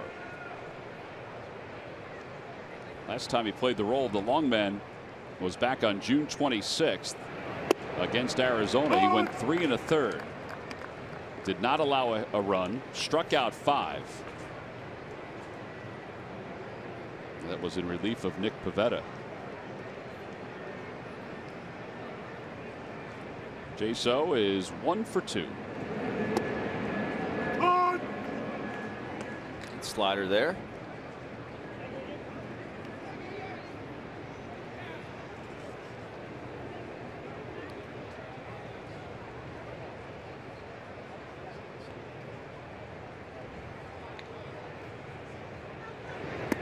Tried to check his swing, went around, strikeout number 1 for Adam Morgan.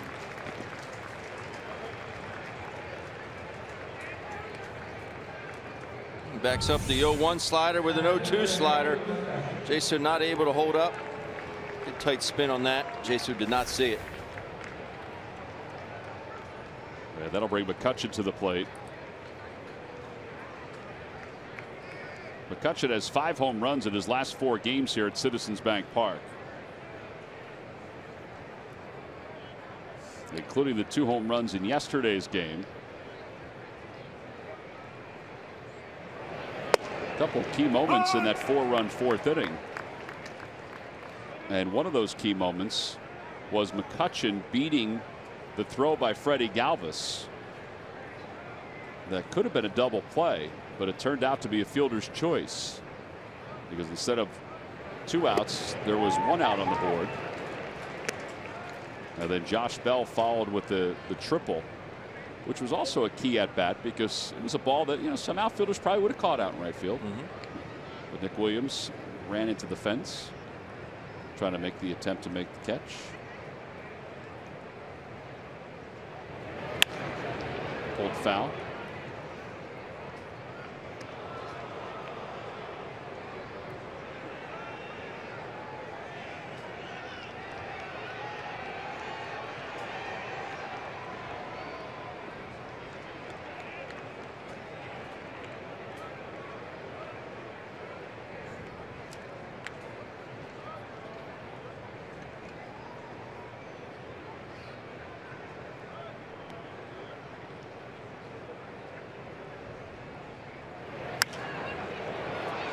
Good height. Freddie Galvis out at shortstop. Few steps onto the outfield grass. And they're 2 outs. Saturday, July 22nd, when the Phillies take on the Brewers, it's photo night here at Citizens Bank Park. It begins at 5:05. It's an opportunity for the fans to take photos of their favorite Phillies players, coaches, broadcasters, and of course, the Fanatic and Ben Davis. Visit Phillies.com for information and to order tickets. All right, here is Josh Bell, who will bat right-handed against the lefty.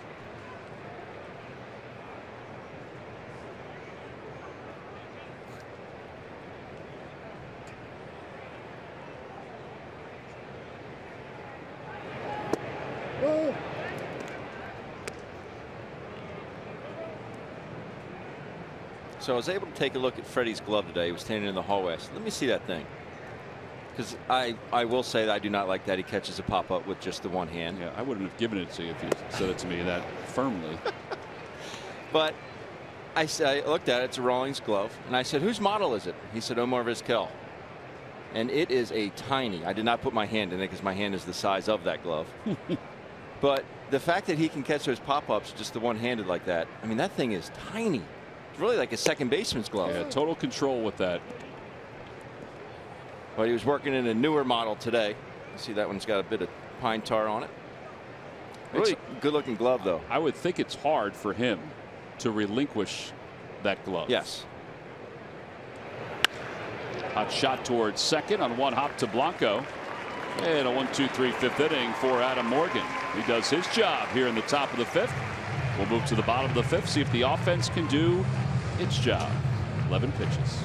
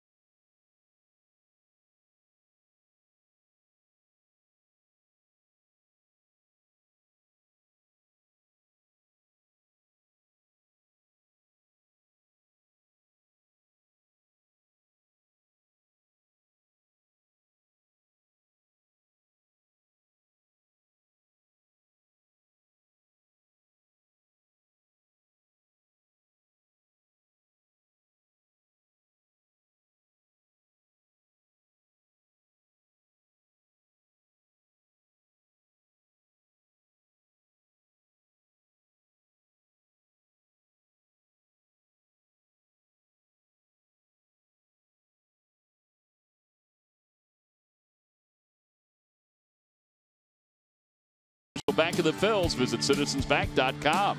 Well, Lehigh Valley defeated Syracuse yesterday. Tom Eshelman continued to pitch well, 7 innings, scoreless innings. His earned run average is 1.96. He'll start the AAA All-Star game. Reading lost to Trenton, although Jared Eichhoff pitched very well.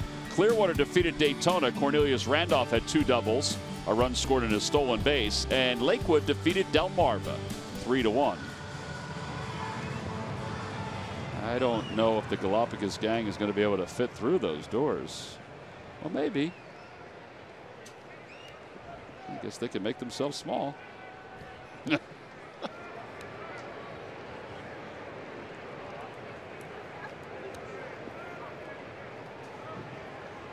Here's Daniel Nava to lead off the bottom of the 5th inning. Phillies down 4-2. Nava's been on base twice today. His on base percentage, well, they've been able to get back to their normal size. Nava's on base percentage from the left side of the plate is .439 coming into this ball game. Yeah, that's among the leaders in baseball. It is the leader for switch hitters from the left side of the plate. Mentioned this before. Phillies are 5-1 when he leads off. Got to play from behind here in order to improve that record. 1 ball, 2 strikes.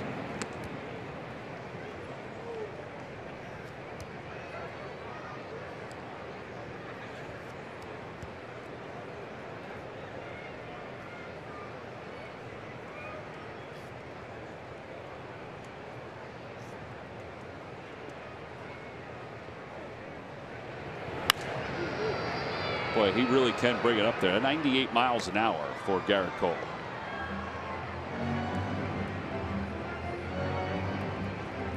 I don't think there's any way they would ever trade him, right? Garrett Cole. I know anything's possible. He has an ERA of 4.51. Allowed 7 runs in his last outing, but only 1 run in each of his previous 2.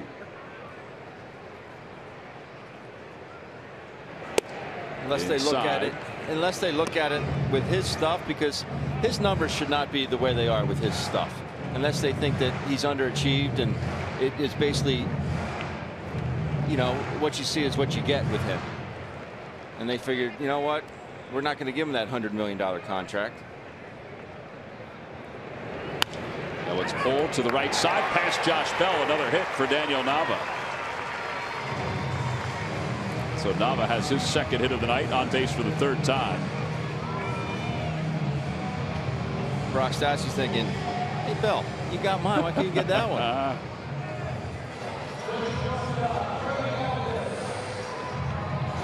But another great at bat by Daniel Nava.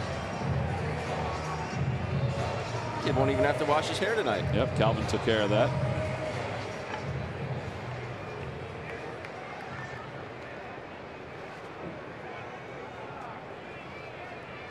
Freddie Galvis is 0 for 2. He's flied out twice, once to right, once to left. And it's 1 ball and no strikes.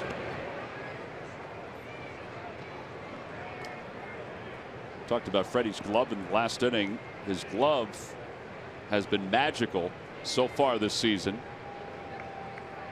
And Pete talked again today about Freddie wanting to play 162 games. Now, there are guys that have played in every game so far this year for their respective teams.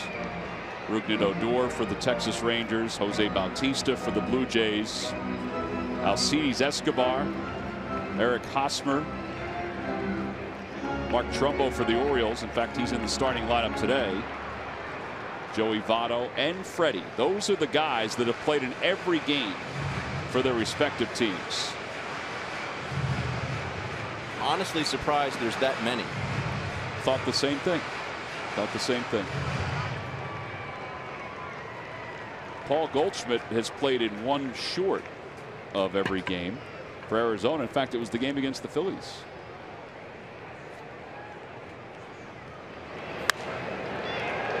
What Pete said to Freddie when he asked him if he could play in every game, so that's what his want is. Pete said as long as you hit, you'll play in every game. Right. He said, "I'd like to honor that request." He said he's not showed signs of being tired. Continues to be obviously the leader on this ball club. And even to hear what Aaron Nola said the other night, he said, "I couldn't imagine anyone else playing shortstop behind me." And there's not more of a compliment than that.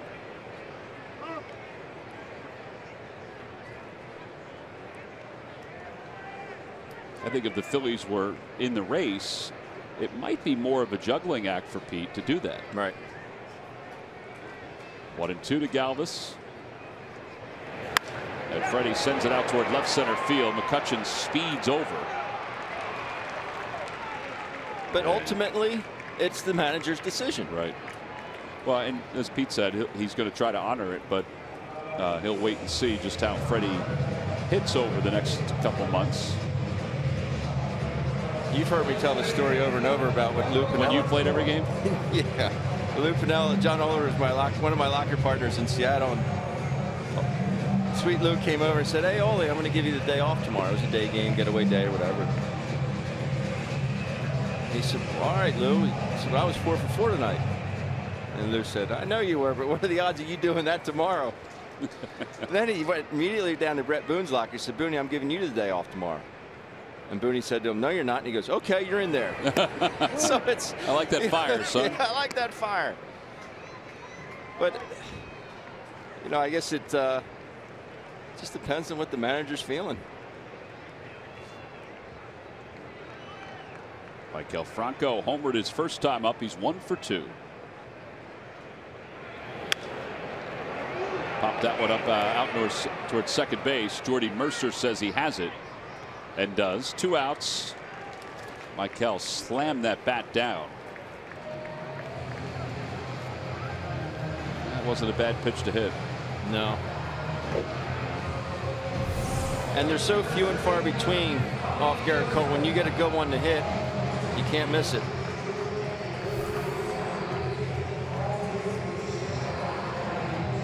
Well, 2 away, and here is Tommy Joseph, who tripled his first major league triple his last time up.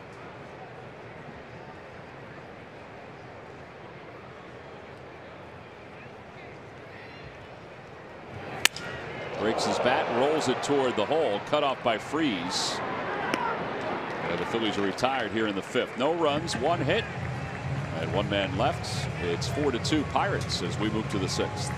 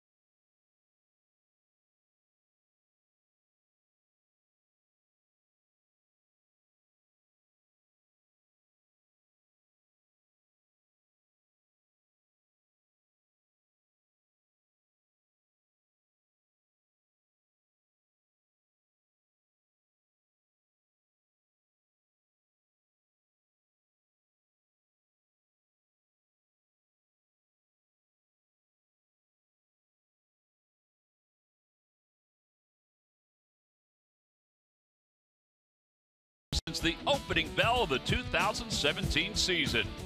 As expected, Freddie is performing at a Gold Glove level, the middle of the diamond. The Phillies shortstop is doing it with the glove and now with the bat. Galvis is heading into the All-Star break with an offensive boost, putting together his best month of the season with a .287 average in June, while batting way above .300 in the last 2 weeks. Glove, bat, leadership role. And it's brought to you by Independence Blue Cross. Live fearless. Well, we've talked a lot about Freddie Galvis and what he's meant to this Phillies ball club. Well, tonight he's 0 for 3. Phillies are down 4-2. Adam Morgan will face David Freese, Gregory Polanco, and Francisco Cervelli. Here at the top half of the 6th inning.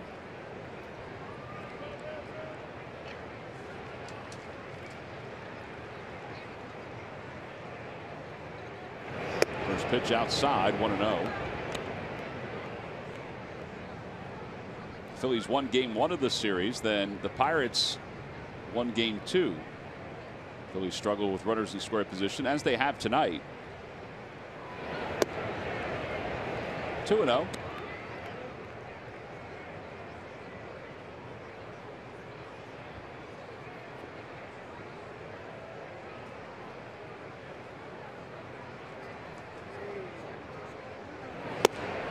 Same spot basically. That one was a little lower, but off the outside part of the plate. Adam having confidence in that changeup to throw at 2-0. Unfortunately, it misses. Run the count 3-0.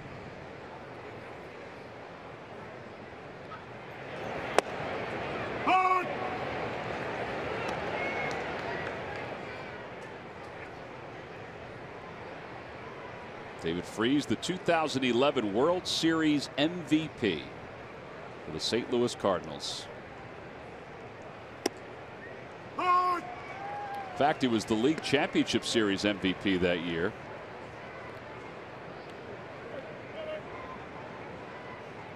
Joining a long list of World Series MVPs who were third basemen. A list that includes Mike Schmidt, and Pete Rose, Brooks Robinson. There's ball 4. And Freeze aboard, a leadoff walk. Gregory Polanco's coming up. Let's check in with Greg Murphy. Murph. All right, thank you very much, Tom. Well, just an injury update, and it's good news for the Phils as Jared Eichhoff, we talked about this yesterday, was pitching in Reading last night in a rehab start, and he pitched very well, and by all accounts came out of it very well, very good as well, feeling well, and that's the most important thing as he comes back from this back strain. So today, Pete Mackanin said that he will indeed be back in the big leagues. He's going to make his start, which would be on Sunday against the Padres, so that is good news for Jared Eichhoff. The team will have to make a corresponding move at that time. But they have no idea what they're going to do quite yet in that regards. And also Cesar Hernandez continuing to battle back from his injury, his oblique strain. Earlier this week, he started taking swings from both sides of the plate. That is really like the last step before they start really going after it. So Cesar's still feeling good, and they're hopeful that at the end of the All-Star break, or certainly by the end of this month, that they can get Cesar Hernandez back in the lineup as well. So that's good news on both fronts for those guys. I have to say he's been in good spirits. Just seeing him, and he wants to play. Yeah. But he knows that with the oblique, you have to be careful. But he's been in very good spirits. He's literally running around the clubhouse like a little kid. I asked him today, I said, isn't it amazing how much that injury hurts? He goes, he didn't know it could hurt that much. Yeah, the oblique it's a nasty one. It involves everything you do. I said, did you sneeze? He said, oh my gosh. Well, and the other thing too about Jared Eichhoff, Murph gave that line. He was so good last night for the Reading Titans. He didn't even hit his 75 pitches. He had to go into the bullpen to finish up his 75 pitches. Polanco loops it out towards short. And one out here in the 6th inning. And Pete said, folks asked about Mark Leiter, what would happen with him. And he said that he's not sure yet whether they want Mark to be in the bullpen as a long man or if they want to keep him stretched out as a starter. I think Pete sees the same thing that we've seen. He could be an effective starting pitcher in the big leagues, but could probably help in the bullpen as a long man if you have somebody like Adam Morgan who has pitched well as a long man. Then you probably could let him stay in the minors and stretch himself out. Cervelli is 0 for 1 with a walk and a run scored. I just think, to be a long man, I mean, those opportunities are few and far between.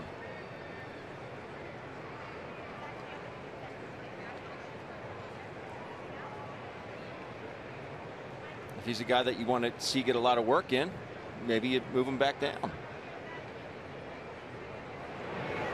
Change up, and it's 1-1. That changeup's coming out of his hand nicely. Good arm speed.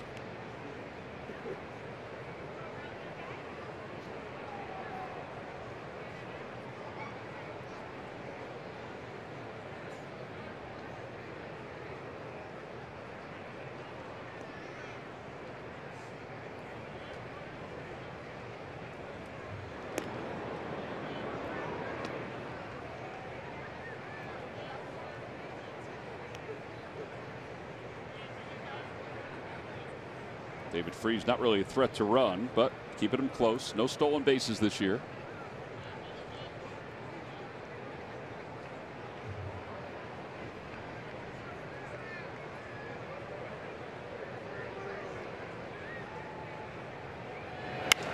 Fly ball right center field.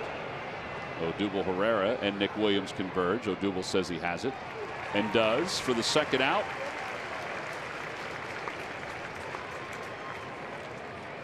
Jordy Mercer's coming up. Your new favorite podcasts are here. Talk Sixers with Holding Court and Zoo's Views. Or hear about life after the Phils for Charlie Manuel on At the Yard with Jim Salisbury. Subscribe now on Apple or Google Play. CSN Podcasts, all Philly, all the time. I have to say that when Jim finished the interview with Charlie, he came out laughing. He said it was so good. He said, I think I could do a podcast with Charlie every week. And I said, well, I did a show with him every week, and it was funny on some levels. It was funny just because Charlie, with what he said and how he said it. Could you ask Charlie in one of those podcasts a question about hitting, though? Wouldn't be a long enough podcast. Fly ball to right center field. Long run for everyone. It's going to be off the scoreboard. It eludes Odubel Herrera. Freese will head home.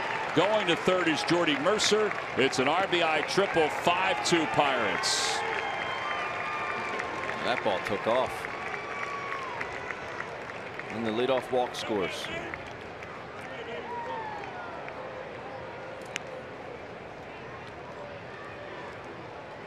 You're right, though. That ball did carry. Short swing there by Mercer. High off that wall. Well, that chain link fence, it's really very unpredictable where that ball is going to bounce. I think we've seen that tonight. Garrett Cole had a 2-run single. One of the pivotal at bats in that 4-run inning. 4-run fourth inning for the Pirates.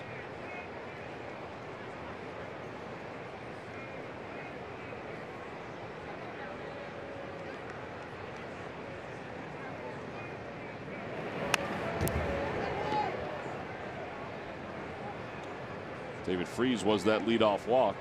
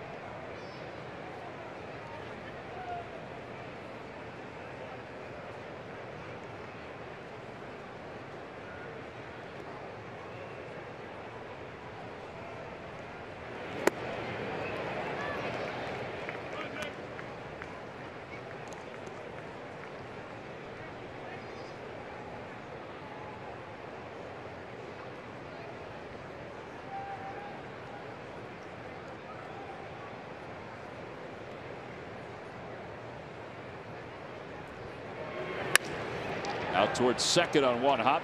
Andres Blanco has it.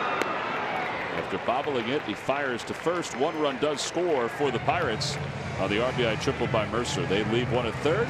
Will leave for the bottom of the 6th. The Phillies down 5-2.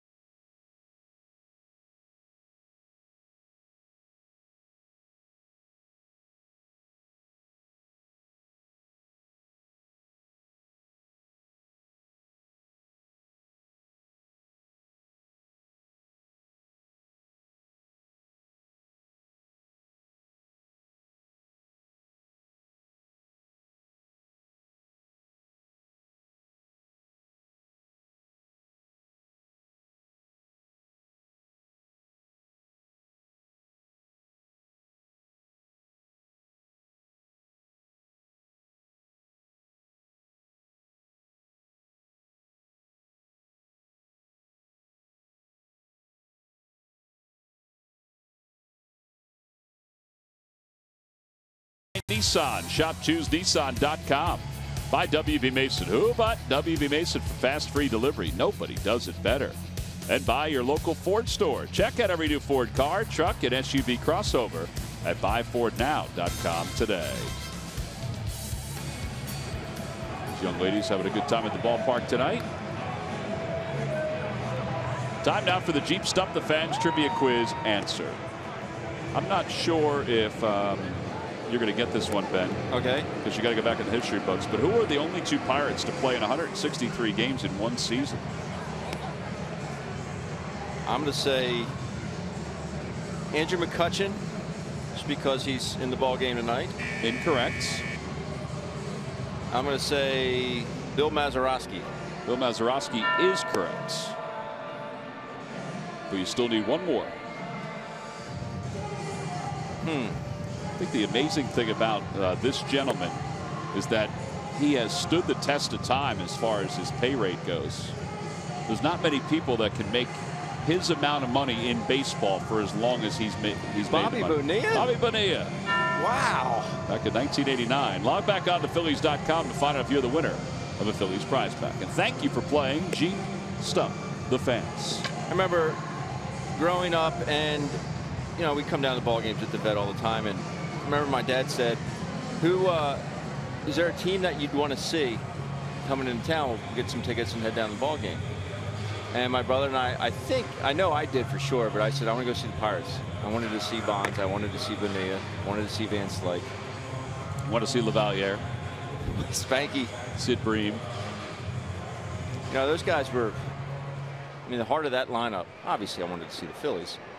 But there's always certain players on different teams that come to town, and you just want to see them.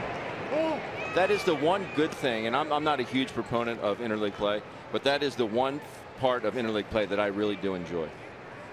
To have a Mike Trout come in here, because you just don't get to see those guys a lot. When do you ever get to see the Mariners play? You know, if Robinson Cano is one of your favorite players, you get a chance to watch him play 4 games or 5 games this season. Well, he was asked for time. Well, I think the way the internet age is now, it's so different than when I grew up, where if you wanted to see the national teams, the teams outside of the Philly, New York area, you had to wait until Saturday afternoon when you watched the NBC game of the week. Right.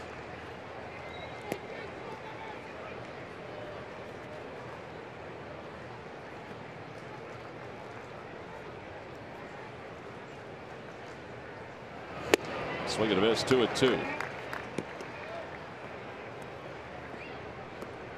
Wade LeBlanc loosening up in the bullpen for the Pirates. That's very patriotic. Give him a pair of your socks, Ben. What a great jacket. Well, I don't know about great. Oh, I think it's great. You think so? Yeah. The whole uni is spectacular.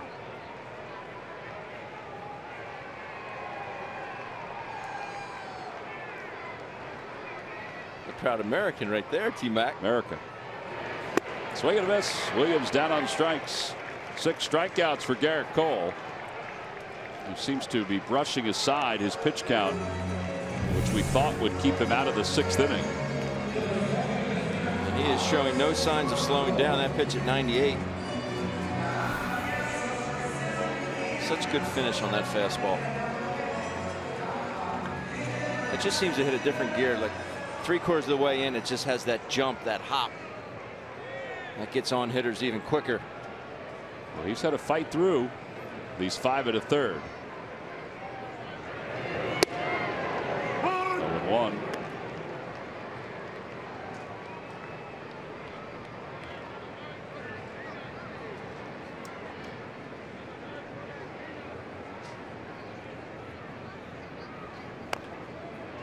And 2.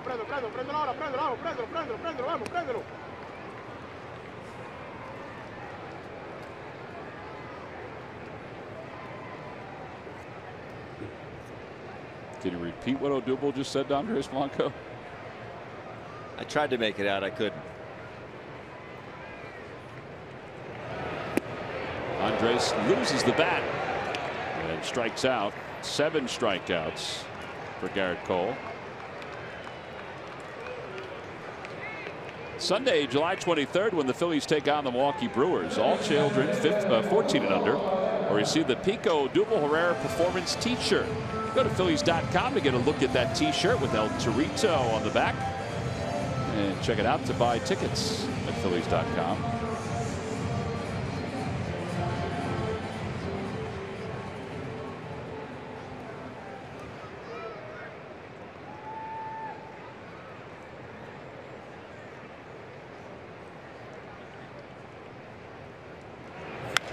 Odubel fouls it off the left field line, and it's 0-1.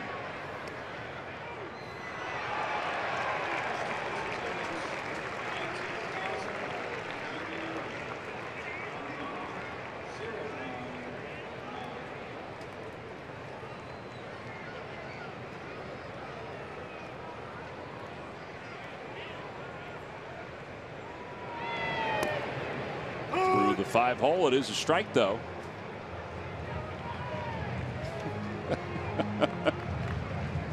Odubel's pointing. The ball's back there, though. How can that be a strike?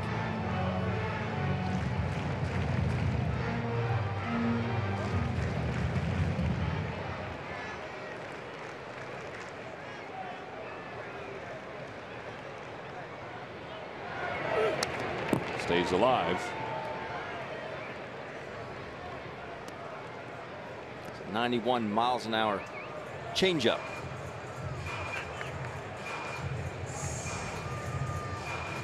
Flashes here.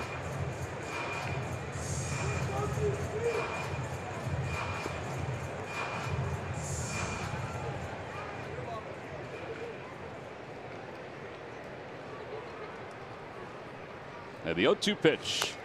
And he stays alive.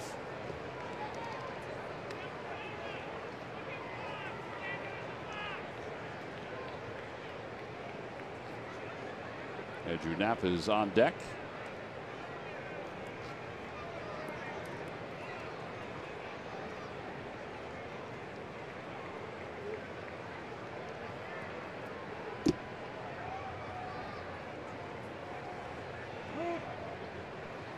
And time is called from Larry Vanover.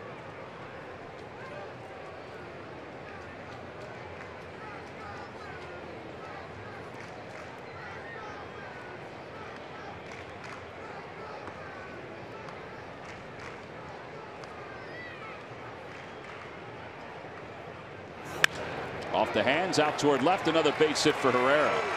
And that one is kicked by Jaso, and Odubel's going to get to second base. To the second error of the year for John Jaso. That's why you play this game one way, and that's with 100% hustle all the time. It's one thing that there's just honestly no excuse for in the game of baseball. Not only at this level, but any level. Little league, big leagues. Now, if he says, I'll just take my single, that's good. Got a couple knocks tonight. I'm feeling good. No, he's busting it out of the box. Well done, Odubel Herrera. Once he sees that miscue, he's off to the races. That's his 5th hit in this series. He's 5 for 10 now in the series. And in scoring position, Phillies down by only 3. And Andrew Knapp, who has the 5th highest batting average among rookies, coming into this game at 261. Takes a 98-mile-an-hour heater low. It's 1-0. I know that ball got away from John Jaso a good amount, but even if it just trickled just a couple feet to his right or left, how hard Odubel was running out of the box, he would have still made it to second base easily.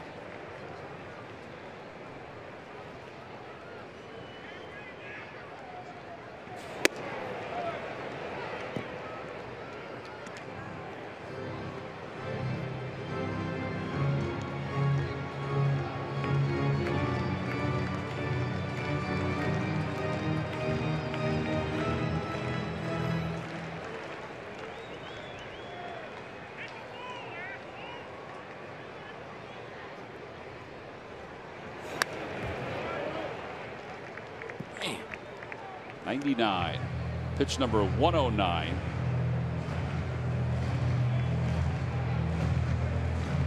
I mentioned he had a couple good swings his last at bat. That right shoulder might be pulling out just a bit. Other than that, that swing looks on point to me, Tom. Well, it's all part of the success he's had over the last dozen games, hitting .316.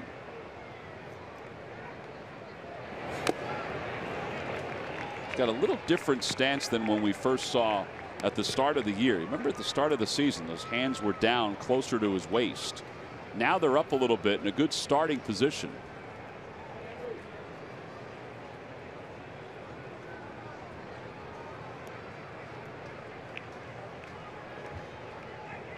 See him choking up a little bit.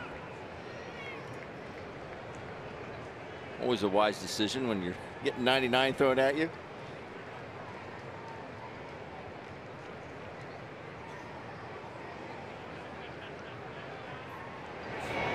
3 balls, 2 strikes. Good solid take there. He saw that right out of Garrett Cole's hand. There was no panic. He got his foot down and he saw it.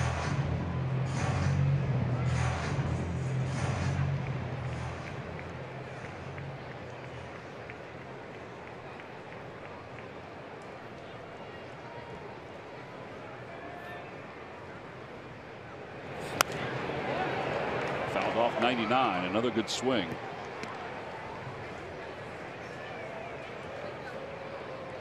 I think if you're Andrew Knapp right here, you just sell out on a fastball. If he throws you anything with a wrinkle in it, so be it.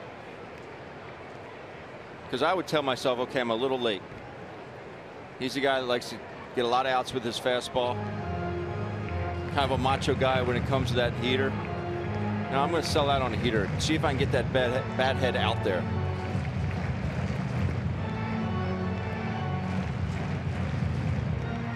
You know, because even though it's a full count, the hand is still in his favor.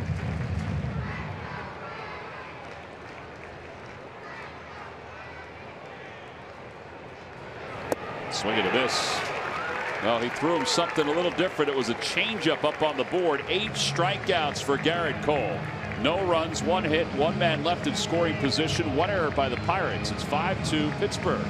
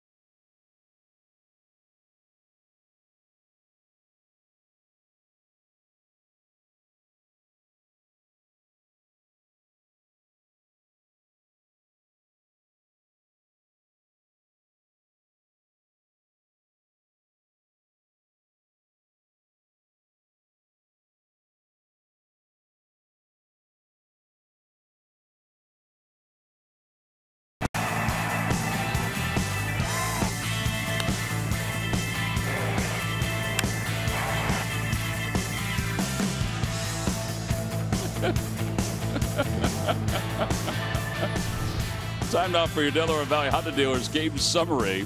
Garrett Cole, 6 innings, 8 strikeouts. He also has a 2-run single. He's played a huge role in this game. Ben Lively lasted just 4. First 3 were good. The 4th inning, though, 5 hits, 4 runs, 2 earned. And he's the pitcher record on the losing side. We move to the top of the 7th inning. And Josh Harrison will lead things off.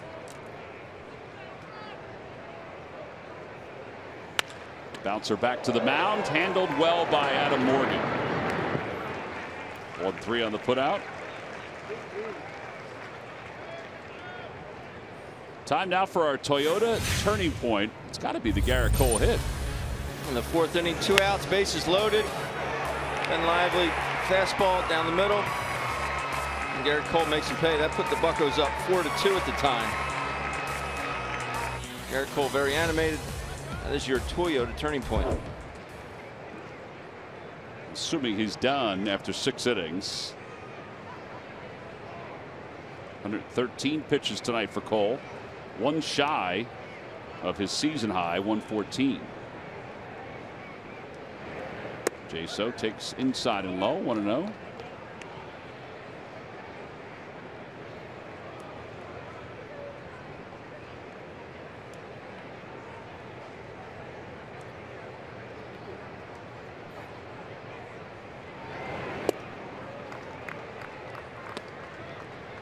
Good slider tonight, good changeup. Luis Garcia warming up in the pen.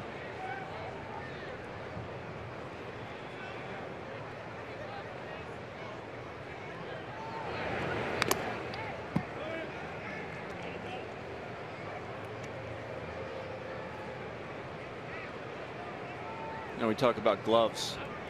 I know your son Tommy has a wide selection. Quite a wide selection, but every time I see Adam, he's always got a different one. Yes, he does. The one that I thought, remember the one in Boston he showed? The camouflage. Camouflage. Awesome. Jaso strikes out. Yeah, Ben Lively, his interest was piqued on that one. Mm-hmm. But yeah, he's a Rawlings guy like I was, but that's a typical one. But he's got some dandies. Of course, the one that's camouflaged says Roll Tide on it. Right, because that's their colors.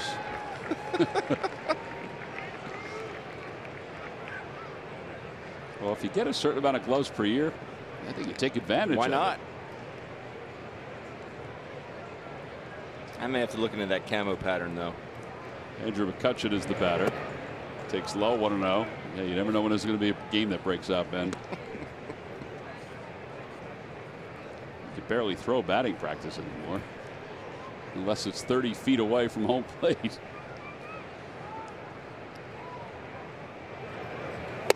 Swing and a miss, 1-1. A good changeup. Wade LeBlanc has thrown a game out there in the bullpen, warming up again. Daniel Hudson is the right-hander loosening up.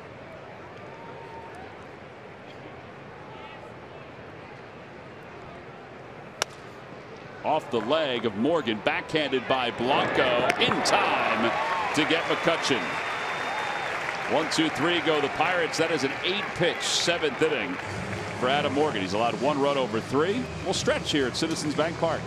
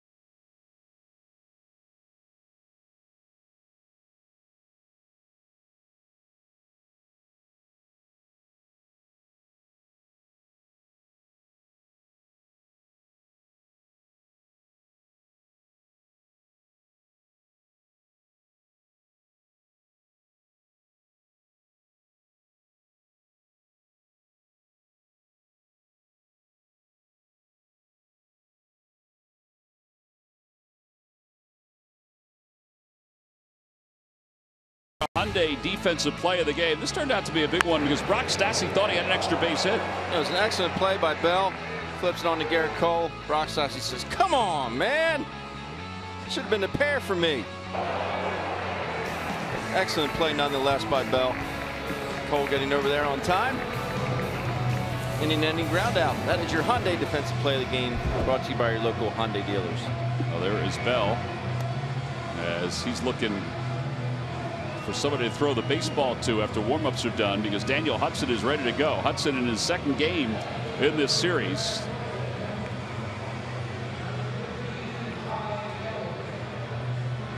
Big arm, slider change. And Hudson will face Ty Kelly to lead off the 7th inning. Adam Morgan, 3 innings, 1 hit, 1 run. It was earned. A walk and 2 strikeouts.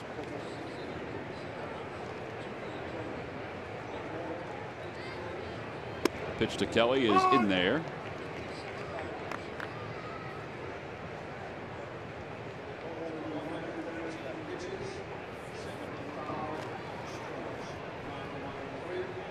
Daniel Hudson has been a starting pitcher before in his big league career. It's kind of surprising because the last several years he's been basically out of the bullpen, closing games for Arizona, being the setup man for Arizona. But back in 2011 with the Diamondbacks, he pitched in 33 games and threw 222 innings. He had a 16-12 record. 1-2. I mean, those are the kind of numbers that you look at and say, that guy could be a starting pitcher in the big leagues. With an ERA of 3.49, 16 wins. Kind of when South Form was the starter the next year. And it led to an injury as Kelly is down looking. That is 9 strikeouts for the Pirates and 23 in the last 2 games. Just paint right here by Hudson. Been off the corner just a bit, but definitely too close to take.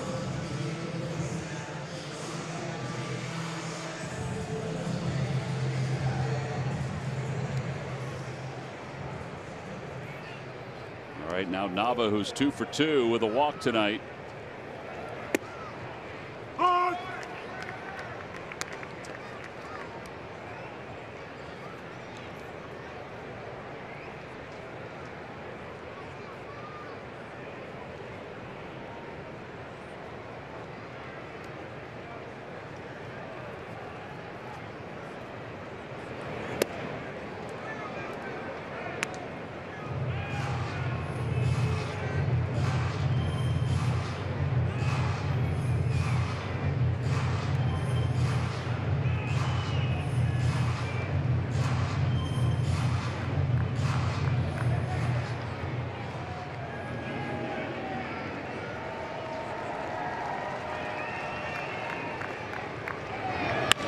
Out toward right center field. That is well struck. And McCutchen and Polanco will watch it hit off the 398 sign. And Daniel Nava pulls in the second with his 6th double of the year. Guy just keeps on hitting. Yeah, it's what you want of your Hudson. You want 10-mile-an-hour difference between your changeup and your fastball, but you don't want it located there. Out over the plate. Another good swing by Daniel Nava. Good extension. Right off the base of the wall there in right center. That's an easy pair.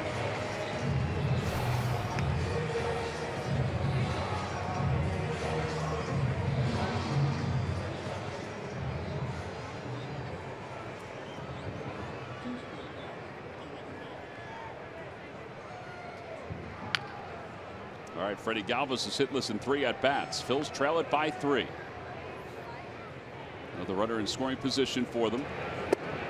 Change up outside, 1-0.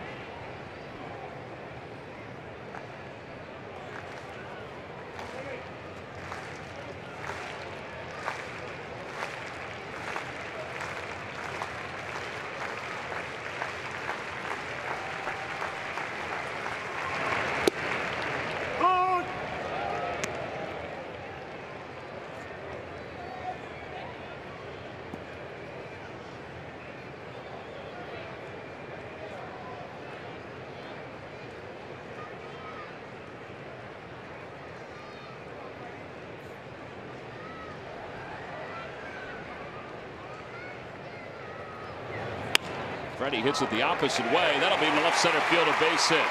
Nava will hold up at third. That'll be first and third with one out. First hit with a runner in scoring position in the last 2 games for the Phils. Sunday when the Phillies take on the Padres. This is a great giveaway.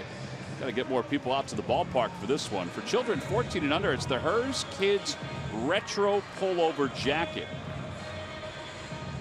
Go to Phillies.com to purchase your tickets and get a look at it. Great looking jacket. Yep.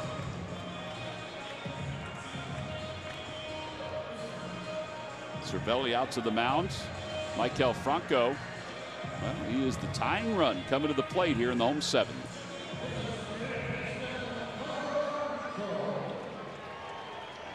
Michael is 1 for 3. Homered his first time up. 5 home runs in his last 16 games.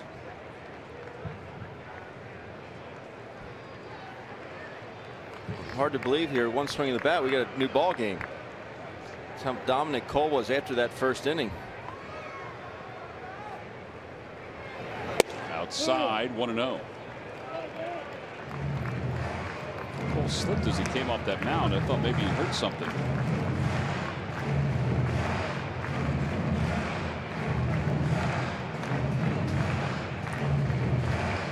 Big reason why the Phillies have struggled this year with runners in scoring position.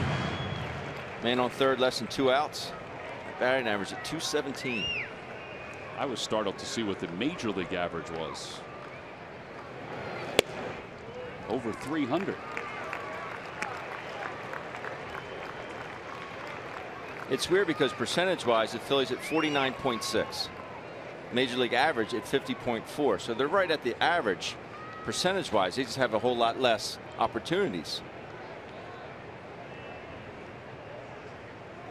But that average, think about if that average had be up a little bit more, that would equate to a lot more wins for the Phillies.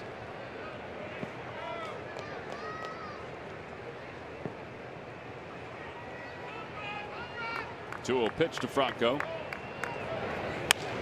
Out toward right field. That'll get the run home. Well, at least it should. Polanco has it. Here comes Nava. The throw to the plate is in time. Nava is thrown out by Polanco, his 3rd outfield assist of the season. He got behind it. He started out normal range and then came in 5 steps to make the play.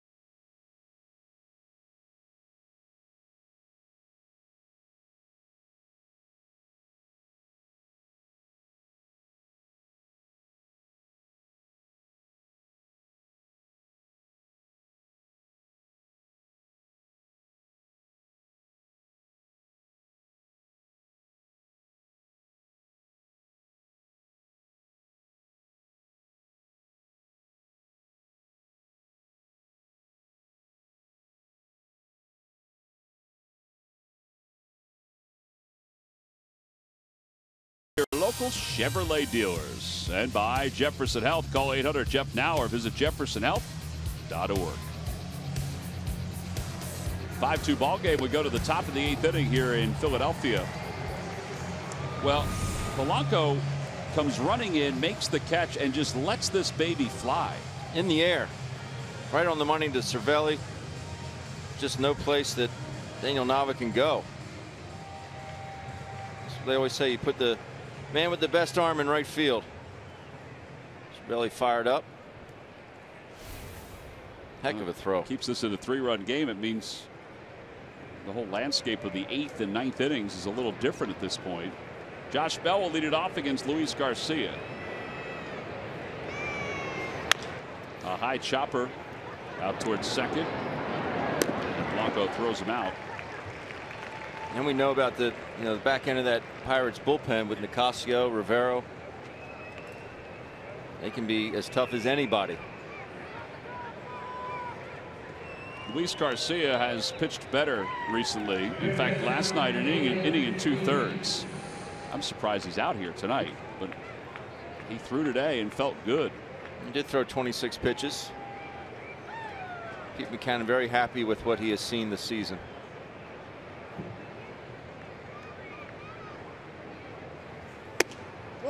David Freese takes upstairs. 1-0. Every time the Phillies retire the opposing team, 1, 2, 3. Comcast will make a contribution to Phillies charities. Phillies baseball is brought to you by Xfinity. Xfinity X1 will change the way you experience TV.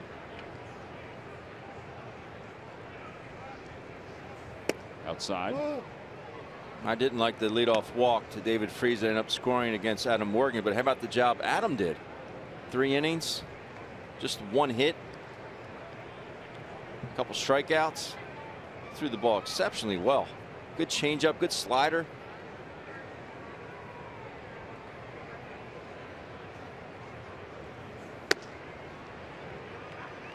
He had that slider tonight that could get lefties out and righties, but he definitely had that changeup. You get righties out in front.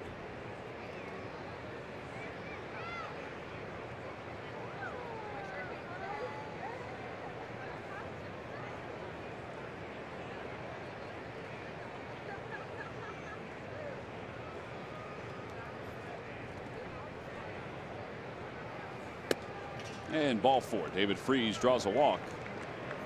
Not something that Garcia has done that much of in recent games, but it'll bring Polanco to the plate.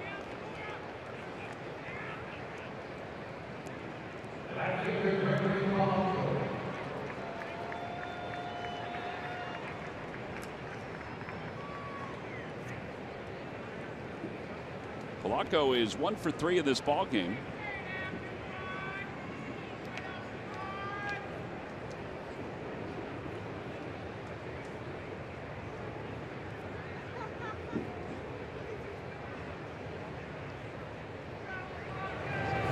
Upstairs.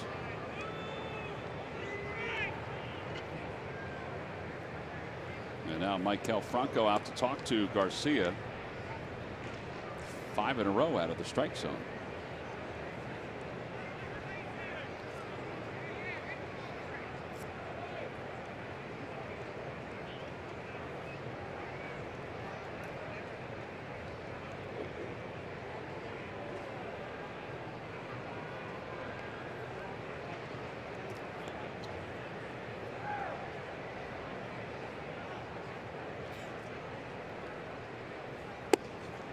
Got back with the breaking ball, and it's 1-1.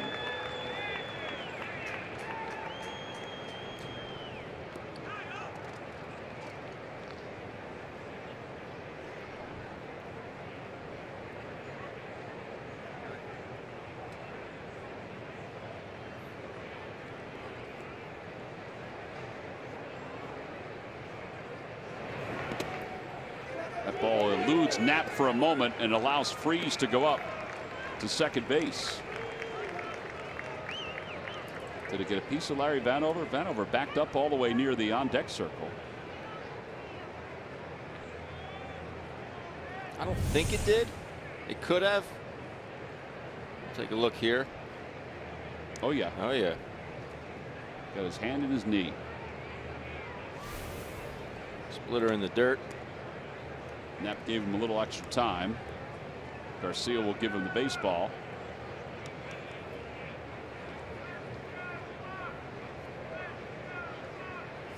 Oh yeah, he's looking down at that hand.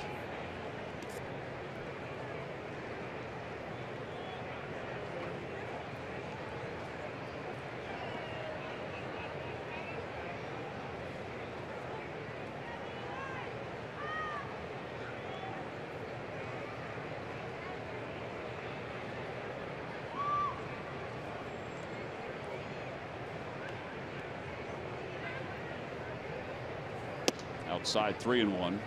Well, not as sharp as he's been. Walked the last batter, falls behind 3-1 here.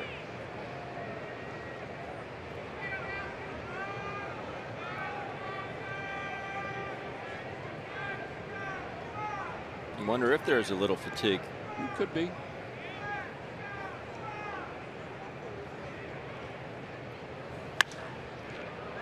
Out towards shallow left, and Freddie Galvis says he has it, and does. 2 outs. Sometimes the fatigue doesn't show up with the velocity being down, just the command.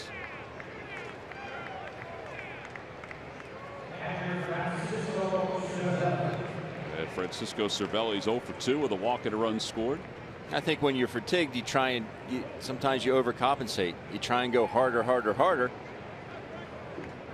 And you just don't have the same results.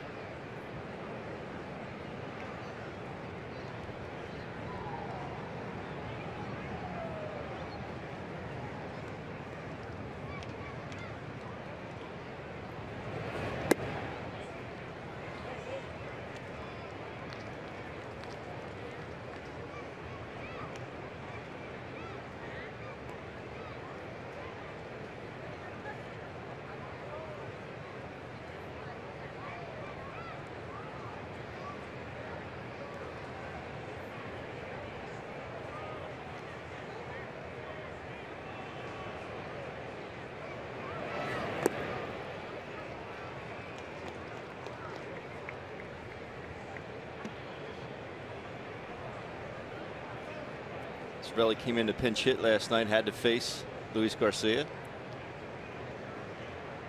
Luis got him on 5 pitches, I believe. Yeah, 0 for 6 now in this series is Cervelli, including that strikeout in the 7th inning yesterday. It was one of 2 strikeouts for Garcia. 2-1.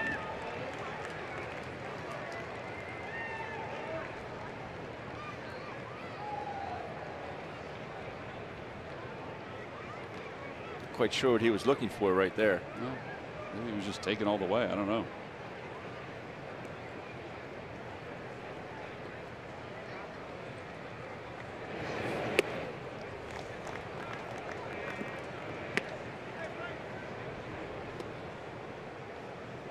Jordy Mercer's on deck. It's kind of pick your poison tonight with this Pirates lineup. They only have 6 hits, but Mercer has the RBI triple. In the number 9 spot, Garrett Cole had the 2-run single. Sometimes guys that you can pitch around, they haven't been able to do that, because the other guys have picked up the slack. Second walk of the inning for Garcia. You get a little idea of what the Pirates have done here tonight by looking at the box score rolling through.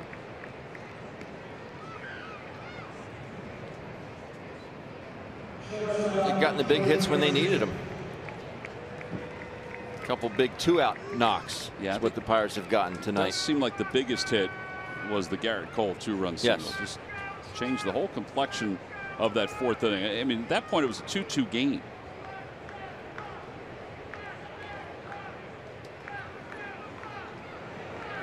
And Mercer takes outside. Luis Garcia has only walked 1 batter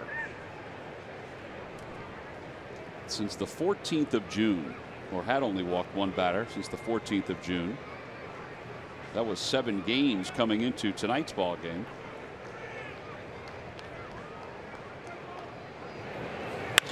And through the hole on the left side, a base hit. Freeze is being waved. Now he's being stopped.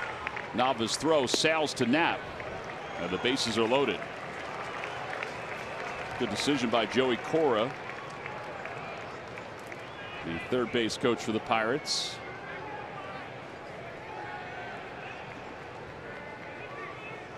And the bases are now loaded. Adam Frazier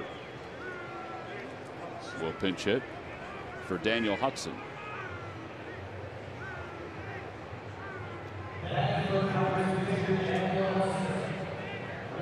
John Jaso got the start tonight for Adam Frazier. Frazier, who was so hot early on this year, has cooled off over the last month or so. Jaso has just been hot, so they decided to give Frazier the night off. Clint Hurdle was saying yesterday and even today that Frazier was very successful early on. He said, but now teams are just pitching him differently. And that makes sense considering that he was hitting over 300 the first couple of months of the season. But pitchers do adjust, and teams copy pitchers who adjust. And he said it's now time for Frazier to kind of adjust.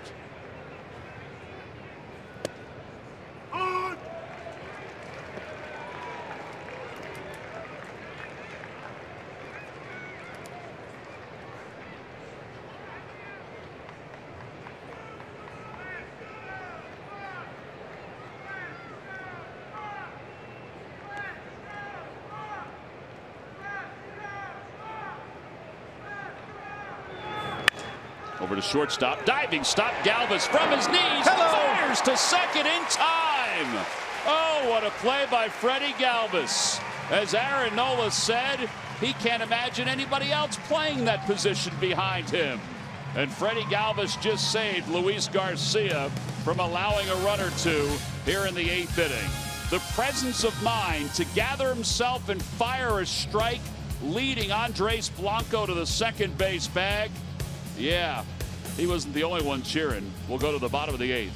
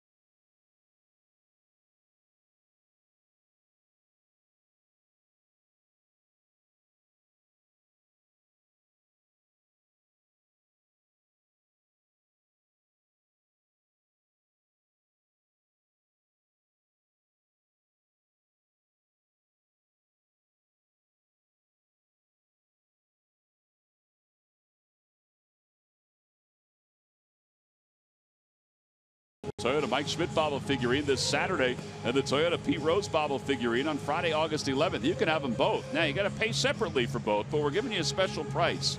$19.80 per ticket. That's in honor of the 1980 World Series champions.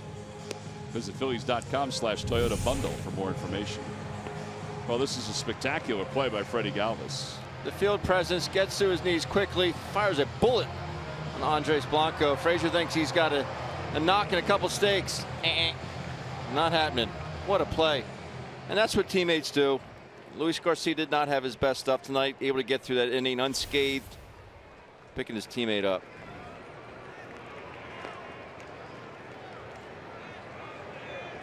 Great play. By mistake. Or two.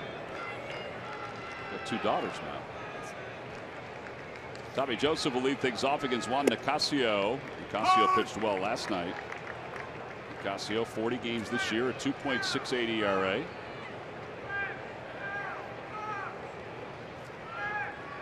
Now the 0-1 pitch to Joseph. Back toward the middle. Backhanded by Harrison. A jump and a throw and plenty of time. What's going on with the defense in the last inning? That's why these guys are positioned with us. The advanced scouting comes in. mean, there's been some excellent plays up the middle. That's a very good play by Harrison. Got some air. Perfect throw on the bell at first base.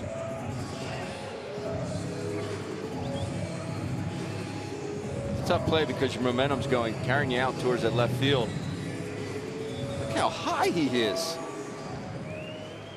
Those are the days, Ben, when you can jump that high at Malvern Preparatory School for Boys. I could jump. I just never could run fast, like ever. Swing of the miss by Nick Williams. Williams is 0 for, or it should be 1 for 3 tonight. He had an infield hit his first time up.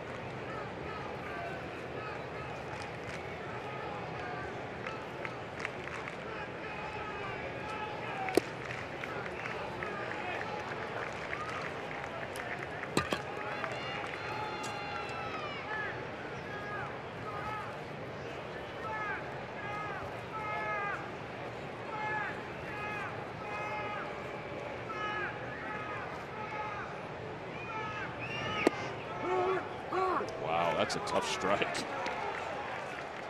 Well, Nick is down looking. 10 strikeouts for Pirates pitching. With 2 outs, Andres Blanco's coming up. Let's check in with Greg Murphy. Murph.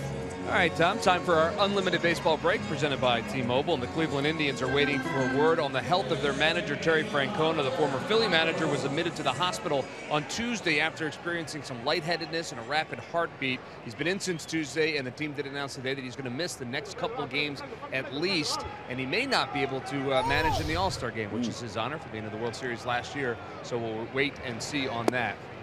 Aaron Judge of the New York Yankees, well, he continues to defy the odds. How about hitting his 29th home run tonight? That ties him with Joe DiMaggio for the Yankees rookie record all-time home runs. Aaron Judge has done it in 83 games this year. He already has 29 home runs. Only 2 other rookies have ever, in Major League Baseball, have ever had more than 29 home runs at the All-Star break. Jose Abreu did it, and also Mark McGwire did it. So Aaron Judge becomes the 3rd player in baseball to do that. It's an incredible honor to be placed next to those names. I mean, just to think about it. And not that Aaron Judge came from nowhere, but he struck out an awful lot last year, and he's made some great adjustments. Well, that was a 7-pitch inning for Juan Nicasio, helped out by Josh Harrison's excellent play at second. We will move to the 9th.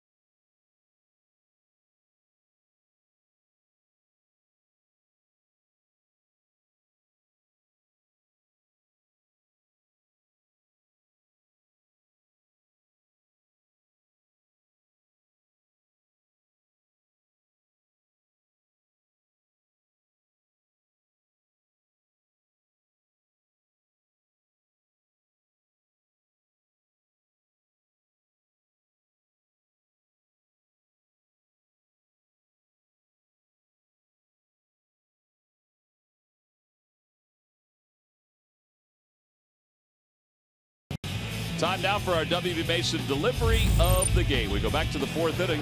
4th inning, 2 outs, bases loaded. Garrett Cole helping his own cause. It was 2-2 at the time. Lively leaves that fastball out over the plate. Garrett Cole shoots it in the center. Give the Buccos a 4-2 lead at the time. That is your W.B. Mason delivery of the game.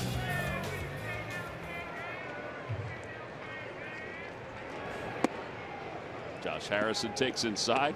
Luis Garcia continues here in the 9th inning. Well, I guess, like you said, he threw 26 pitches last night. He's a big fella. Could be just for the one hitter. Yeah, Hobie Milner's been throwing out in the bullpen So you got Jaso in the on-deck circle. He did strike out twice against Adam Morgan.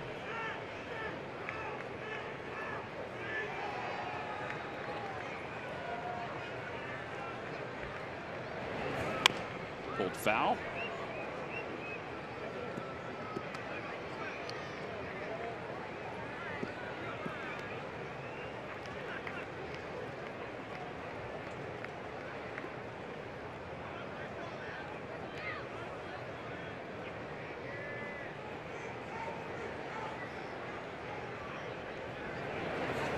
Inside, 3-1 to Harrison.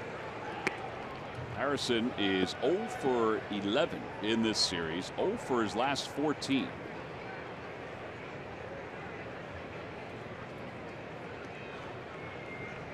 Or excuse me, 0 for his last 18, I should say. And that ends right now.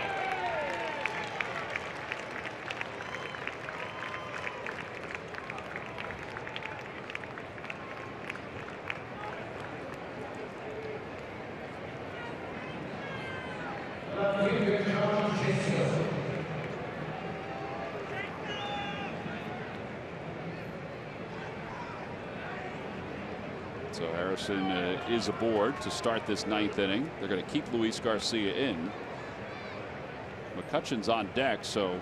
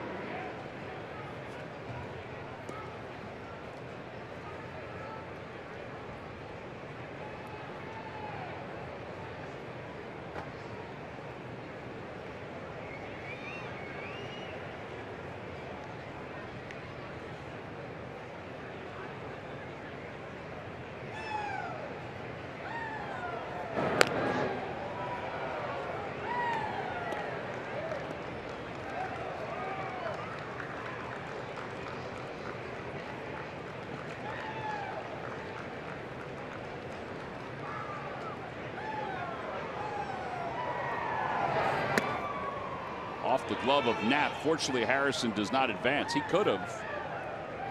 And it's now 2 balls and no strikes.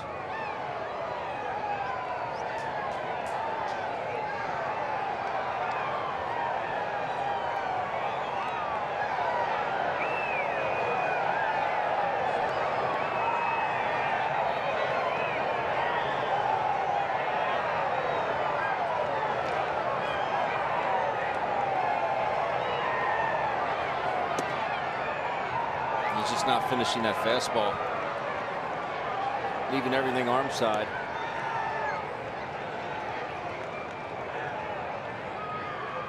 Definite sign of fatigue right there, Tom.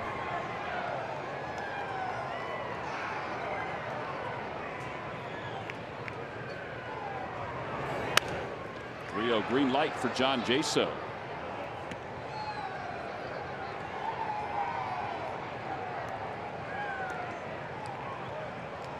I didn't see that coming.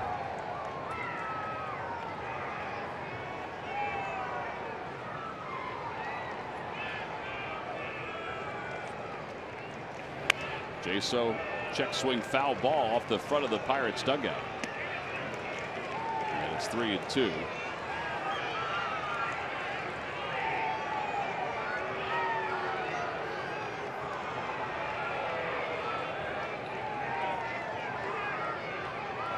Pirates will head to Chicago before the All-Star break. Phillies will remain home against the Padres. Harrison goes, pitches grounded to first, diving stop by Joseph, flips to Garcia, covering, one away.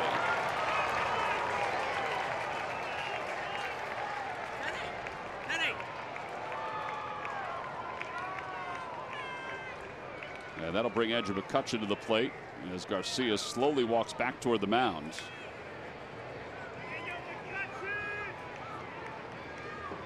They walk McCutchen here. Face Bell, make Bell come up left-handed? I would.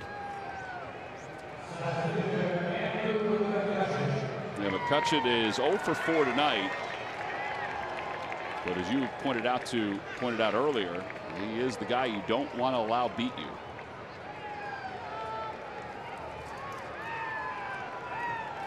He still hit a couple balls hard. He just missed a home run his first at bat. First one he hit up the middle.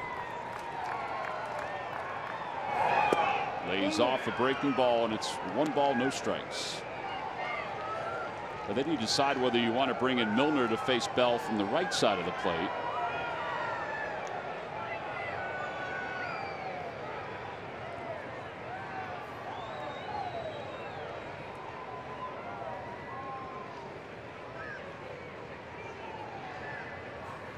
Fastball.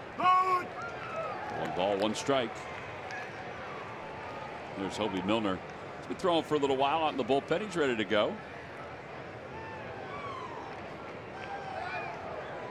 If you wondered about the difference for Bell, right-handed to left-handed, 10 home runs left-handed, 5 home runs right-handed. Ground ball to third. Franco is up with it. He looks Harrison back. 2 away. Pete's up off his chair. Yet another reason why we're in the broadcast booth and Pete's managing the ball club. Looks like Pete's going to make a double switch as he heads out.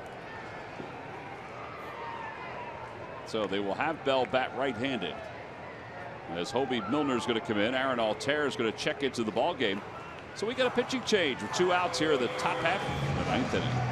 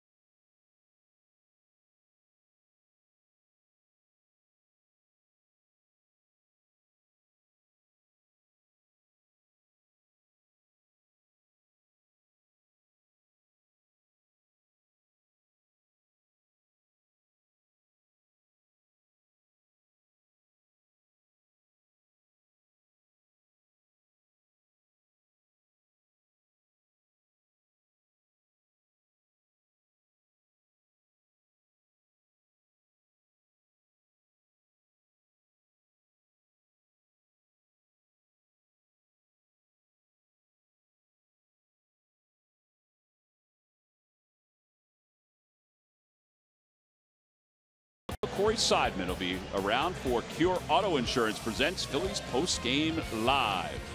Enjoy the guys as they talk about Ben Lively. 3 innings solid, 4th inning not so good. The key hit by Garrett Cole, and also the way Garrett Cole pitched here tonight. That's helped the Pirates to a 5-2 lead over the Phillies. Phillies trying to keep it that way.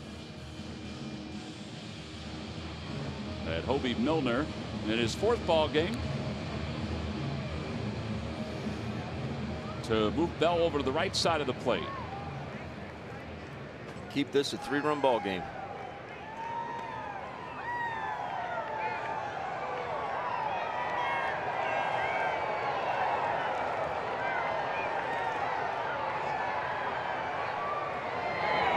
Bell for his major league career, and it's only been 58 games, is hitting .202 against lefties. Hitting .252 against right-handers.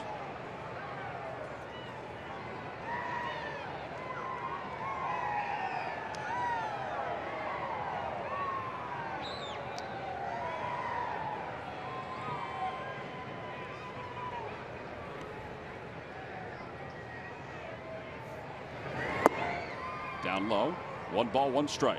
That's zipped inside. Phillies half of the 9th inning. It'll be Herrera, Knapp, and Altair.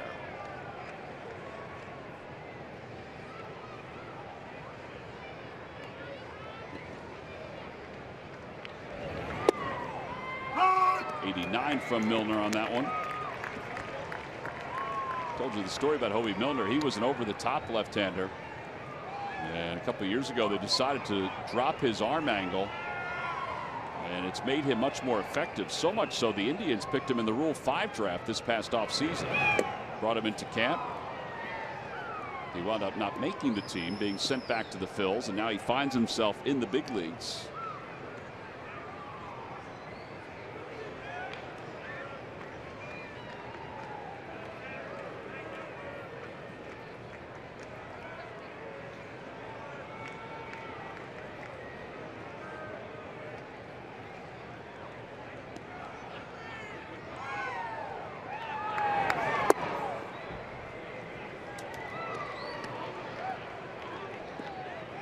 Balls, 2 strikes. Hoby Milner played his college ball at the University of Texas.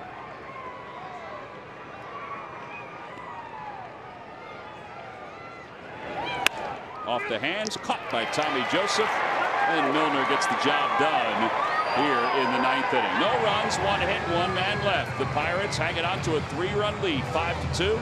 The Phils batting when we come back at the bottom of the 9th.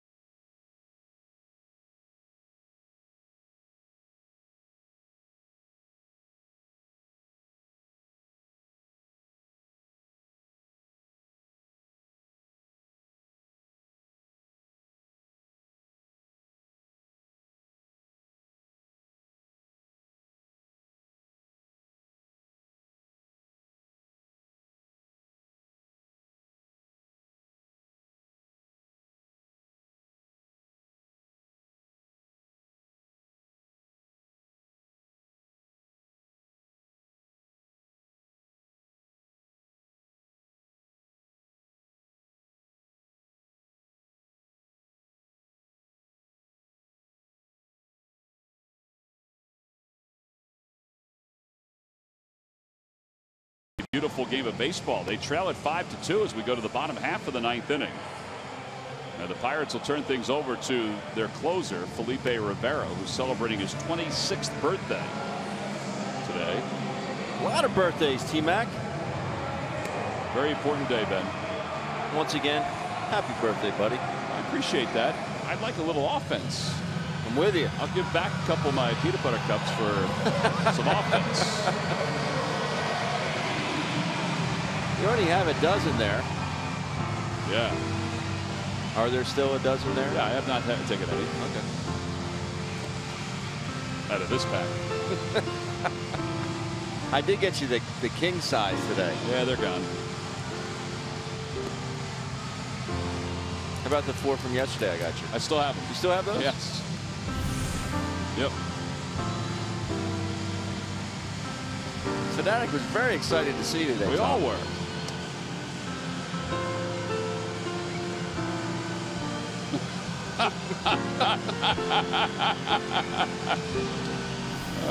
We wonder why we have issues, right? Here's Odubel Herrera in the bottom of the 9th inning to lead it off. He is 2 for 3. Odubel hitting .258.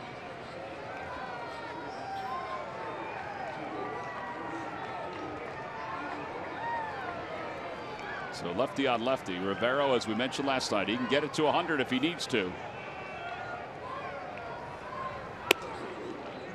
There's 99. Pirates picked him up from the Washington Nationals for Mark Melancon. They were going for it all last year. In some ways, they probably wish they had Rivero back in Washington. With that bullpen. 1-1.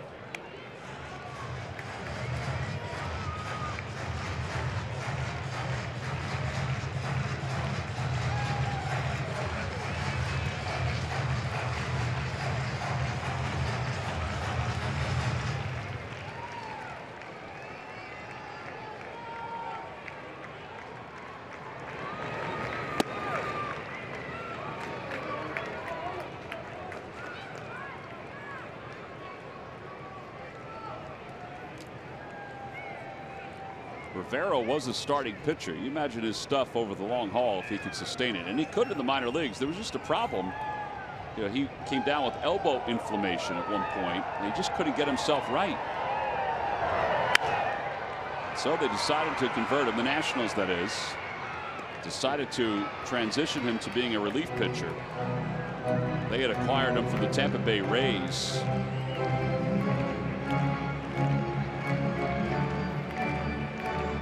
Hey, for some guys, it's helpful. It's just amazing how you can give up on a guy with stuff like this. You mean the Rays or the Nationals? Yes, the Rays. I mean, this is Chapman-esque. And he gets Odubel on strikes, one away.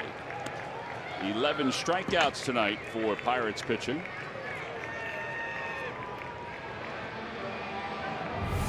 Climbs the ladder with 100.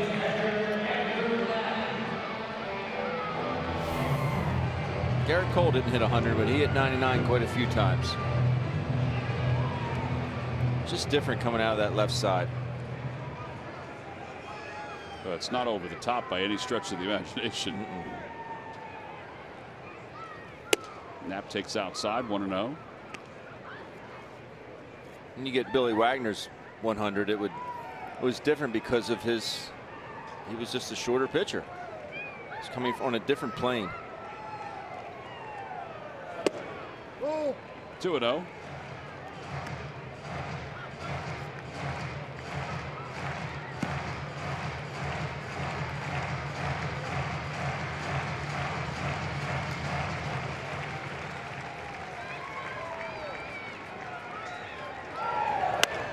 Knapp fouls it away.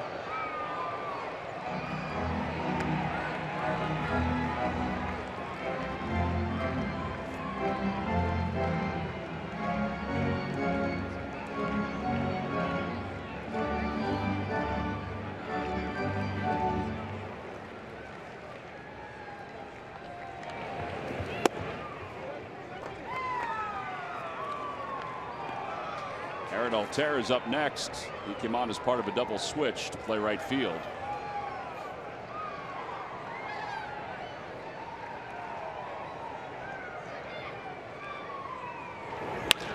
Through the hole on the left side, Andrew Knapp's got a base hit.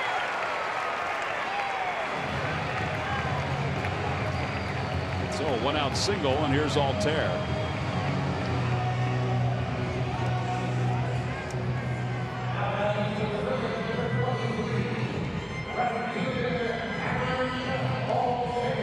Altair is 2 for 17 this year against the Pirates.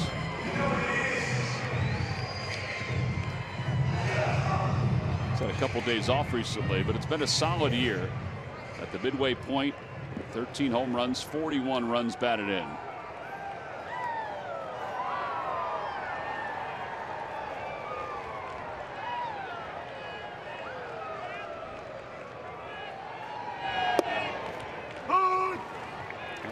Mile-an-hour slider from Rivera. That is a 20-mile-an-hour difference. What if you could tell it's coming? If he's doing anything to show it. Well, that's a tough adjustment. Change up.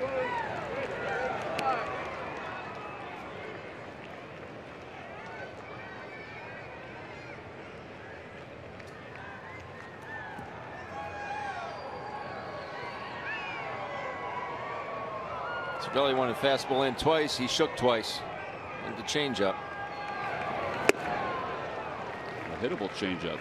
It was, but the speed. You're thinking fastball when you see it leaving his hand. The speed is what got him there, not the location. No, you're right.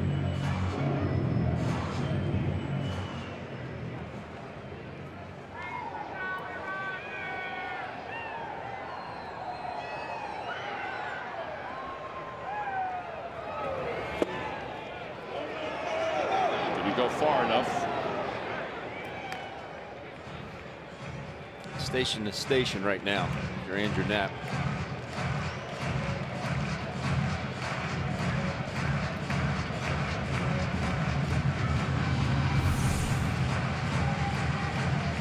That not hit his back leg. Think that crossed up Cervelli? Is that why he talked to him?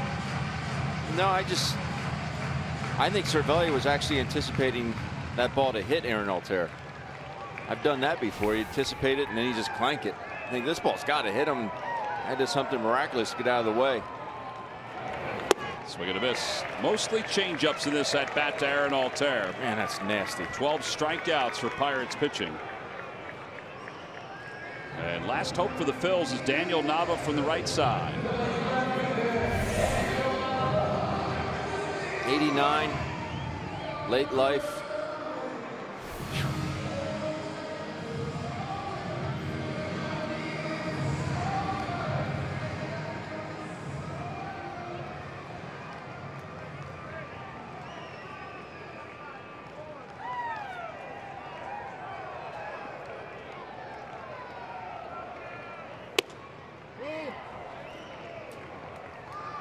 Just a bit outside to Nava, who's had a nice night tonight. Nava's 3 for 3, a double, a walk, a run scored. And now he takes a step out of the batter's box. Cervelli is he and Larry Vanover, you wouldn't know it except for the heads moving back and forth. I haven't been on the same page all night. No, they have not.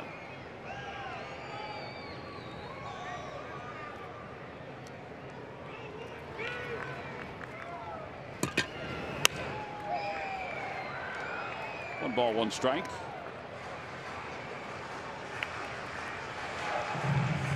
We'll say from experience, Tom, situation like that, you tell the hitter, really good eye there, Daniel.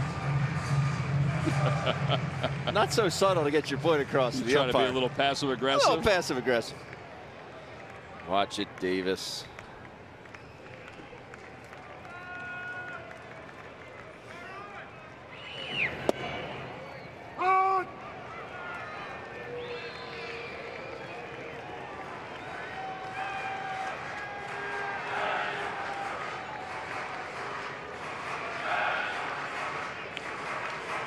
I think Larry's now hearing it from the Pirates dugout. That's the second pitch Larry has called a strike and Cervelli has dropped. 1 ball and 2 strikes to Nava.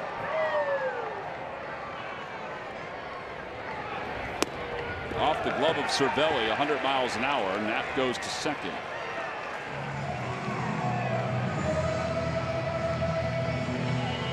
Cervelli's just sitting back on his haunches, heels on the ground. Guy coming at you with triple digits. You got to get in the position. I mean, he's just very lax back there. The ball just gets on him. It's been scored a wild pitch. No, that ball needs to be caught. Yeah, I agree with that.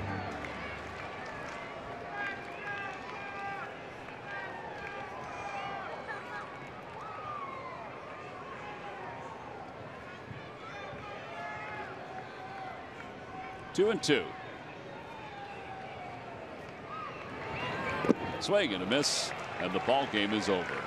Nava exits the batter's box, tagged out by Cervelli, and the Pirates win it 5-2.